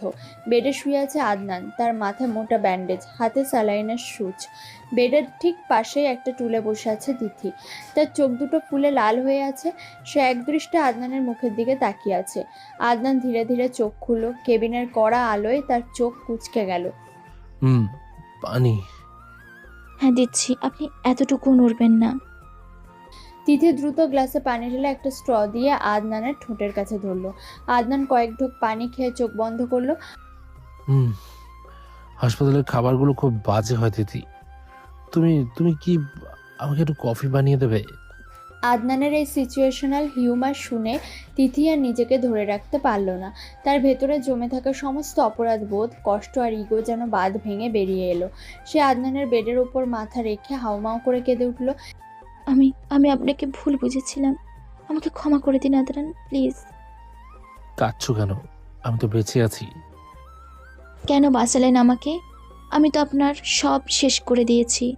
আপনার কোম্পানি, ট্যাক্স ফাইল, আপনার ডিভোর্স, আমি তো আপনাকে ধ্বংস করে দিয়েছিলাম। তুমি কিছুই ধ্বংস করনি তিথি। মানে? ট্যাক্সের ওই ফাইলটা আমি আগেই লিগ্যাল টিমকে দিয়ে ক্লিয়ার করিয়ে নিয়েছিলাম। বাবা জানতো সব। আর কি? আর ডিভোর্স পেপার, আমি তো ডিভোর্স পেপারে সাইন করার সময় কলমে কালি ভরিনি। তিথি স্তব্ধ হয়ে আদনানের দিকে তাকিয়ে রইল। তার চোখ দিয়ে অঝরে পানি পড়ছে, কিন্তু ঠোঁটের কোণে একটা অবিশ্বাসের হাসি ফুটে উঠেছে। আপনি এত বোকা কেন? একজন মানুষ এত নিঃস্বার্থ কিভাবে হতে পারে? যে মানুষটা একবার সব হারিয়েছে সে জানে আঁকড়ে ধরার মূল্য কতটুকু। আমি তোমাকে হারাতে চাই না তিথি। তিথি আদনানের বুকে মাথা রাখলো। আদনান খুব সাবধানে তার ভালো হাতটা দিয়ে তিথিকে জড়িয়ে ধরলো। এই প্রথম তাদের মাঝে কোনো দেয়াল নেই, কোনো ইগো নেই। হসপিটালের ওই ইমোশনাল সকালের পর কেটে গেছে আরও 2 দিন। আদনান এখন অনেকটাই সুস্থ। আজ দুপুরে আদনান আর তিথি দুজনেই এসেছে পুলিশ স্টেশনে। আদনানের দেওয়া প্রমাণের ভিত্তিতে পুলিশ ফাহিমকে অ্যারেস্ট করেছে। লকআপের বাইরে একটা চেয়ারে বসে আছে ফাহিম, তার হাতে হাত করা। তিথি ধীর পায়ে ফাহিমের সামনে গিয়ে দাঁড়ালো। তার চোয়াল শক্ত। কিভাবে আমাকে এখানে দেখে খুব শান্তি পাচ্ছেন তাই না? তিথি কোনো কথা না বলে সজোরে ফাহিমের গালে একটা চড় মারল। চড়ের শব্দে পুরো পুলিশ স্টেশন যেন এক মুহূর্তের জন্য শান্ত হয়ে গেল। আমার বোনটা তোর কি ক্ষতি করেছিল ফাহিম? ও তো শুধু বাঁচতে চেয়েছিল। কি ক্ষতি করেছিল? হ্যাঁ হ্যাঁ হ্যাঁ, ও আমাকে রিজেক্ট করেছিল তিথি। আমি ওকে ভালোবাসতাম আর ও ও ওই প্লে বয় আদনানের কাছে গিয়েছিল। মায়েশা আমার কাছে আসেনি ফাহিম, ও আমার কাছে সাহায্য চাইতে এসেছিল। তুই ওকে থ্রেট দিচ্ছিলি। সাহায্য? তুই তো ওকে নিজের নাম দিতে চেয়েছিলি। এত দরদ কেন তোর? কারণ তুই জানতি ও প্রেগনেন্ট। ফাহিমের কথায় তিথি চমকে উঠল। সে ঘুরে আদনানের দিকে তাকালো। প্রেগনেন্ট? মাইশা মাইশা প্রেগনেন্ট ছিল? হ্যাঁ, আর আমি যখন ওকে বললাম বাচ্চাটা নষ্ট করতে, তখন ও আদনানের কাছে দৌড়ে গেল। আমি তো শুধু ওকে ভয় দেখাতে চেয়েছিলাম। ওই ছবিগুলো দিয়ে ও যে ছাদ থেকে লাফ দেবে সেটা তো আমি ভাবিনি। তুই একটা জানোয়ার ফাহিম, তুই একটা জানোয়ার। পুলিশ এসে ফাহিমকে টেনে লকআপের ভেতর নিয়ে গেল। তিথি হাঁপাতে হাঁপাতে আদনানের দিকে তাকালো। আদনান চোখ নামিয়ে নিয়েছে। সে তিথির চোখের দিকে তাকাতে পারছে না। থানা থেকে সব ফর্মালিটিস শেষ করে বাইরে বেরিয়ে এলো আদনান আর তিথি। বিকেলে রোদ মরে এসেছে। থানার বাইরের পরিবেশটা বেশ শান্ত, কিন্তু আদনানের চোখে মুখে একটা গভীর অস্বস্তি। সে গাড়ির দিকে হাঁটছে, কিন্তু তিথির সাথে কোনো কথা বলছে না। আপনি এত চুপচাপ কেন? কিছু না, চলো বাড়ি যাব, তোমার রেস্ট দরকার। আপনি আমার চোখের দিকে তাকাচ্ছেন না কেন আদনান? ফাহিম প্রেগনেন্সির কথাটা বলার পর থেকে আপনি... তিথি প্লিজ, আজ আর কোনো কথা না, আমি টায়ার্ড। ঠিক তখনই থানার ভেতর থেকে দুজন পুলিশ ফাহিমকে নিয়ে বেরিয়ে এলো। তাকে কোর্টে চালান করার জন্য পুলিশ ভ্যানে তোলা হচ্ছে। ফাহিম ভ্যানের সিঁড়িতে পা রেখে হঠাৎ ঘুরে আদনান আর তিথির দিকে তাকালো। তার মুখে একটা ভয়ঙ্কর কুটিল হাসি। তুই ভাবছিস আদনান ধোয়া তুলসীর পাতা তিথি? তুই ভাবছিস ও তোকে সব সত্যি বলছে? তিথি থমকে দাঁড়ালো। আদনানের পুরো শরীর শক্ত হয়ে গেল। কি বলছে ও? তোর বোন মরার আগে প্রেগনেন্ট ছিল সেটা তো জানলি, কিন্তু সেই বাচ্চাটা কার ছিল জানিস? জিজ্ঞেস কর তোর ওই রোমান্টিক বরকে, জিজ্ঞেস কর। পুলিশ ফাহিমকে ধাক্কা দিয়ে ভ্যানের ভেতর ঢুকিয়ে দরজা বন্ধ করে দিল। ভ্যানটা সাইরেন বাজিয়ে চলে গেল। রাস্তা ধুলো উঠছে। তিথি স্তব্ধ হয়ে দাঁড়িয়ে আছে। তার মাথার ভেতর ফাহিমের শেষ কথাটা ইকো হচ্ছে। সে ধীরে ধীরে ঘাড় ঘুরিয়ে আদনানের দিকে তাকালো। আদনানের মাথা নিচু, তার হাত দুটো পকেটে ঢোকানো, আর সে কাঁপছে। সে তিথির দিকে তাকাতে পারছে না। ফাহিম ফাহিম কি বলছিল আদনান? মাইশার বাচ্চাটা? আদনান কোনো উত্তর দিল না। তার এই নীরবতা তিথির বুকের ভেতরে এক ভয়ঙ্কর ঝড়ের পূর্বাভাস দিচ্ছে। যে বিশ্বাসটা একটু আগে জোড়া লেগেছিল সেটা কি আবারও ভাঙতে চলেছে? মাইশার মৃত্যুর পেছনে কি আরও বড় কোনো অন্ধকার লুকিয়ে আছে, যা আদনান এত যত্ন করে আড়াল করে রেখেছে? থানা থেকে ফেরার পুরোটা রাস্তা গাড়ির ভেতর এক ভয়ঙ্কর নীরবতা ছিল। ফাহিমের শেষ কথাটা শোনার পর থেকে তিথি একটা ঘোরের মধ্যে চলে গেছে। তার মাথার ভেতর শুধু একটাই প্রশ্ন ঘুরপাক খাচ্ছে। আপনি কিছু বলছেন না কেন? আদনান স্টিয়ারিং ধরে সামনের দিকে একদৃষ্টে তাকিয়ে আছে, তার চোয়াল শক্ত। কি বলবো? ফাহিম কি বলছিল? মাইশা মাইশা প্রেগনেন্ট ছিল? তুমি এখন রেস্ট নাও তিথি, তোমার শরীর ভালো নেই। আমার শরীর নিয়ে আপনাকে ভাবতে হবে না। আমি যেটা জিজ্ঞেস করছি সেটার উত্তর দিন। আমি এখন কোনো কথা বলতে চাইছি না। কেন বলতে চাইছেন না? আপনি কি ভয় পাচ্ছেন যে আপনার আসল রূপটা আমার সামনে চলে আসবে? আদনান হঠাৎ করে রাস্তার একপাশে গাড়িটা ব্রেক কষে থামিয়ে দিল। আমার কোনো আসল রূপ নেই তিথি, তুমি যেটা দেখতে চেয়েছো তুমি সারা জীবন সেটাই দেখেছো। মানে কি এসব কথার? আপনি কি জানতেন মাইশা প্রেগনেন্ট ছিল? বাড়ি চলো, আমি সব বলছি। গাড়ি আবার চলতে শুরু করলো। চৌধুরী ভিলায় পৌঁছানো পর্যন্ত দুজনের মধ্যে আর একটা কথাও হলো না। বাড়িতে ঢুকেই আদনান সোজা দোতলায় নিজের পুরনো স্টাডি রুমের দিকে হাঁটা ধরলো। তিথিও তার পিছু পিছু স্টাডি রুমে ঢুকলো। ঘরটা অন্ধকার ছিল। আদনান সুইচ টিপে আলো জ্বালালো। একবার বলুন, ফাহিম যা বলেছে তা কি সত্যি? হ্যাঁ সত্যি। মাইশা প্রেগনেন্ট ছিল? হ্যাঁ। আর আপনি আপনি সেটা জানতেন? আপনি আমার বোনের এই অবস্থার সুযোগ নিয়েছিলেন? আদনান কোনো উত্তর দিল না। সে মাথা নিচু করে ধীর পায়ে ঘরের এক কোণে রাখা পুরনো কাঠের আলমারিটার দিকে এগিয়ে গেল। পকেট থেকে একটা ছোট চাবি বের করে সে আলমারির ভেতরে একটা সিক্রেট ড্রয়ার খুলল। ড্রয়ারের ভেতর থেকে একটা পুরনো হলদেটে হয়ে যাওয়া খাম বের করে সে তিথির দিকে এগিয়ে দিল। এটা রাখো। কি এটা? তুমি তো সবকিছুর প্রমাণ চাও, এটাও একটা প্রমাণ। খুলে দেখো। তিথি কাঁপা কাঁপা হাতে খামটা নিল। সে খামটা নিয়ে স্টাডি রুম থেকে বেরিয়ে ড্রয়িং রুমের দিকে চলে এলো। ড্রয়িং রুমের কড়া আলোয় সে খামের ভেতরে কাগজটা বের করলো। একটা মেডিকেল রিপোর্ট, 3 বছর আগের ডেট দেওয়া, পেশেন্টের নামের জায়গায় লেখা মায়েশা আহমেদ। তিথির চোখ দ্রুত রিপোর্টের নিচের দিকে চলে গেল। Pregnancy test positive. মাইশা, আমার বোনটা? আদনান ধীর পায়ে ড্রয়িং রুমে এসে তিথির দিকে কিছুটা দূরে দাঁড়ালো। রিপোর্টটা ওই দিনের, যেদিন মায়েশা ছাদ থেকে লাফ দিয়েছিল। আপনি আপনি এই রিপোর্টটা এতদিন লুকিয়ে রেখেছিলেন কেন? আপনি কি আমাকেও ফাইমের মতো ব্ল্যাকমেল করতে চেয়েছিলেন? আমি তোমাকে ব্ল্যাকমেইল করব কেন তিথি? তাহলে এই রিপোর্ট আপনার কাছে কি করছে? আপনি তো মাইশাকে এই অবস্থায় ফেলেছিলেন, তাই না? আদনান একটা দীর্ঘশ্বাস ফেলল। তার চোখের দৃষ্টি এখন অসম্ভব শান্ত। মায়েশার সাথে আমার কোনোদিন কোনো রোমান্টিক সম্পর্ক ছিল না তিথি। তিথির হাত থেকে রিপোর্টটা ফ্লোরে খসে পড়ল। সে স্তব্ধ হয়ে আদনানের দিকে তাকিয়ে রইল। কি কি বলছেন আপনি? সত্যি বলছি, মায়েশা আমার শুধু একটা ভালো বন্ধু ছিল। ওর সাথে আমার কোনো দিন ওরকম কোনো সম্পর্ক ছিল না। তাহলে তাহলে এই বাচ্চাটা ফাহিমের ছিল। তিথির পায়ের নিচ থেকে যেন মাটি সরে গেল। তার মাথার ভেতর সবকিছু এলোমেলো হয়ে যাচ্ছে। ফাহিমের? কিন্তু ফাহিম তো বলল। ফাহিম মিথ্যা বলছে। ফাহিম মায়েশাকে বিয়ের প্রতিশ্রুতি দিয়ে ওর সাথে ফিজিক্যাল রিলেশন করে, কিন্তু যখন মায়েশা প্রেগনেন্ট হয়ে যায় ফাহিম ওকে অস্বীকার করে। না, এটা হতে পারে না। ফাহিম তো মাইশাকে ভালোবাসতো। ভালোবাসলে কেউ ওই অবস্থায় একটা মেয়েকে একা ফেলে পালিয়ে যায় না তিথি। ফাহিম মায়েশাকে বলেছিল বাচ্চাটা নষ্ট করে ফেলতে, কিন্তু মায়েশা রাজি ছিল না। মাইশা মাইশা আমাকে কিছু কেন বললো না? কারণ ও ভয় পেয়েছিল। ও জানতো তোমাদের পরিবার এটা মেনে নেবে না। সমাজের ভয়ে অপমানে ও সুইসাইড করতে চেয়েছিল। আদনান ফ্লোরে পড়ে থাকা রিপোর্টটা তুলে নিল। সে কাগজের দিকে তাকিয়ে একটা করুণ হাসি হাসলো। আমি যখন জানতে পারি আমি ওকে আটকেছিলাম। আমি ওকে বলেছিলাম সমাজের ভয়ে মরার দরকার নেই। আপনি আপনি কি বলেছিলেন ওকে? আমি বলেছিলাম আমি আমার নাম দেব ওই বাচ্চাকে।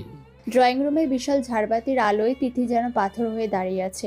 সে নিজের কানকে বিশ্বাস করতে পারছে না। আপনি আপনি নিজের নাম দিতে চেয়েছিলেন? হ্যাঁ, আমি তো এমনিতেই প্লে বয় ছিলাম। সবাই জানতো আমি খারাপ। আমার ইমেজে নতুন করে কোনো দাগ লাগতো না। আমি চেয়েছিলাম মায়েশা অন্তত বেঁচে থাকুক। আর আর ওই চাবি রিংটা এমএ লেখা? ওটা মায়েশা আমাকে থ্যাঙ্কস হিসেবে দিয়েছিল। এমএ মানে মায়েশা আর আদনান না, ওটা ছিল মায়েশার অনাগত বাচ্চার নামের আদ্যক্ষর, যেটা ও ঠিক করে রেখেছিল। তিথি 2 হাত দিয়ে নিজের মুখ ঢেকে ফেলল। তার ভেতর থেকে একটা গগন বিদারী কান্না বেরিয়ে আসতে চাইছে। কিন্তু ফাহিম এটা মেনে নিতে পারেনি। ওর ইগোতে লেগেছিল যে ওর রিজেক্ট করা মেয়েটাকে আমি অ্যাকসেপ্ট করেছি। তাই সে মায়েশার কিছু প্রাইভেট ছবি দিয়ে ওকে ব্ল্যাকমেইল করা শুরু করে। আর আর মাইশা ওই থ্রেট সহ্য করতে না পেরে? হ্যাঁ, ও ছাদ থেকে লাফ দেয় আর যাওয়ার আগে ওই চাবির রিংটা আমার পকেটে দিয়ে যায়। আমাকে বাঁচাতে পারিনি দিদি। আদনান মাথা নিচু করে ডুকরে কেঁদে উঠল। 3 বছরের জমানো কষ্ট আজ যেন বাঁধ ভেঙে বেরিয়ে আসছে। তিথি ফ্লোরে হাঁটু গেড়ে বসে পড়ল। তার পুরো শরীর থরথর করে কাঁপছে। আমি কি করেছি?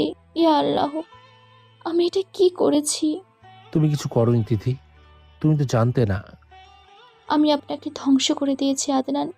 যে মানুষটা আমার বোনের সম্মান বাঁচানোর জন্য নিজের গায়ে সারা জীবনের জন্য কলঙ্কের দাগ মেখে নিয়েছিল, আমি সেই মানুষটাকে শেষ করে দিয়েছি।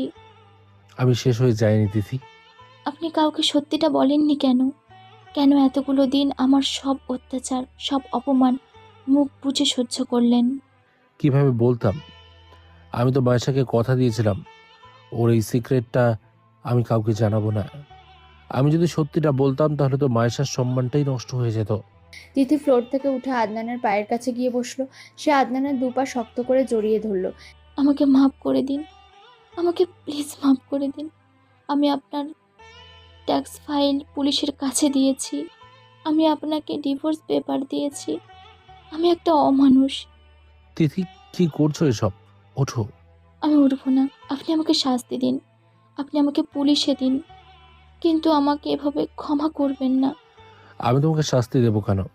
তুমি তো তোমার বোনের জন্য লড়েছিলে। আমি বরং খুশি যে মায়েশার অন্তত এমন একজন বোন ছিল যে ওর জন্য পুরো পৃথিবীর সাথে লড়াই করতে পারে। কিন্তু আমি তো আপনার সাথে লড়েছি, আমি আপনাকে এত কষ্ট দিয়েছি।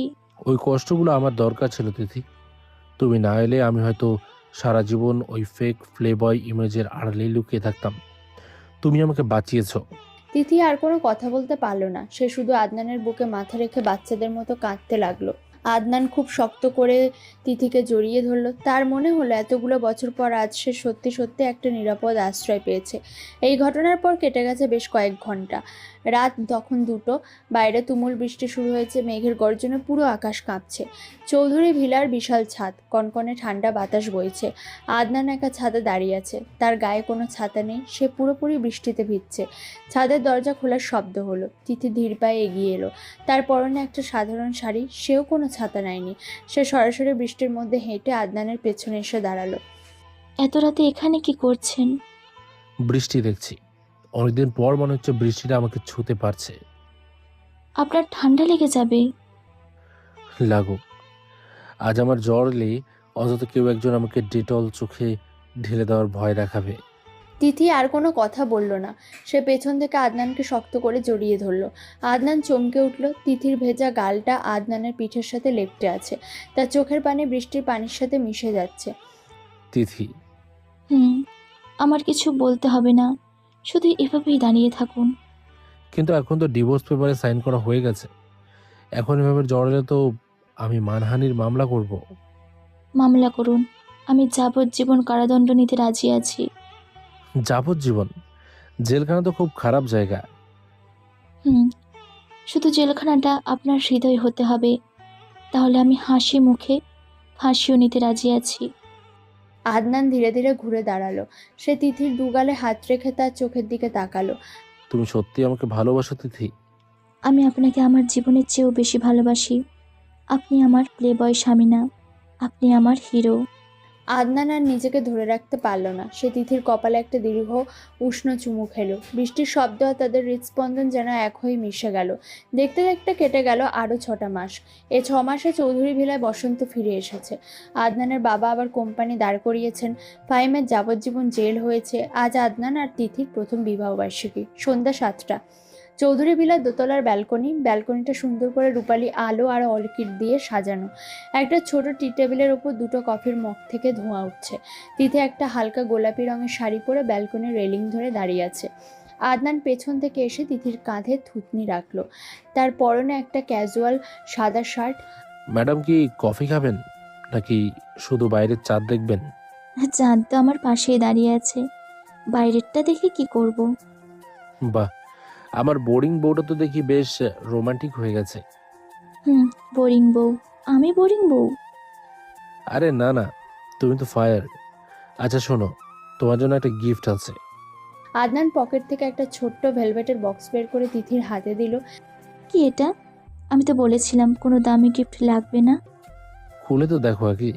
তিথি বক্সটা খুললো। ভেতরে কোনো গহনা নেই, একটা সুন্দর মেটালের কিরিং রাখা। কিরিংটার ওপর খোদাই করে লেখা T&A, no more secrets. T&A মানে তিথি আর আদনান? হ্যাঁ, আর আমাদের মাঝে এখন থেকে আর কোনো সিক্রেট থাকবে না, প্রমিস। প্রমিস তো করলেন, কিন্তু অন্য কোনো মেয়ের দিকে তাকালে এবার কিন্তু ইনকাম ট্যাক্স রেড নয়। তাহলে কি হবে? ডিরেক্ট এনকাউন্টার হবে। আমি কিন্তু খুব ডেঞ্জারাস মেয়ে। আমি জানি তুমি কতটা ডেঞ্জারাস, কিন্তু আমার আর অন্য কোনো মেয়ের দিকে তাকানোর টাইম কোথায়? কেন টাইম নেই কেন? কারণ প্লেবয় তো মরে গেছে ম্যাডাম, এখন শুধু আপনার রোমান্টিক বর বেঁচে আছে। আদনান হেসে তিথির কপালে একটা গভীর চুমু খেলো। ব্যালকনির মৃদু বাতাসে তিথির শাড়ির আঁচল উঠছে। শহরের কোলাহল দূরে মিলিয়ে গেছে। যে সম্পর্কটা শুরু হয়েছিল এক ভয়ঙ্কর মোহ, সংঘাত আর ভুল বোঝাবুঝির মধ্য দিয়ে, আজ সেটাই পরিণত হয়েছে এক পবিত্র আর নিখুঁত ভালোবাসায়। প্লেবয় ছেলেটি সত্যি আজ এক রোমান্টিক বরে পরিণত হয়েছে।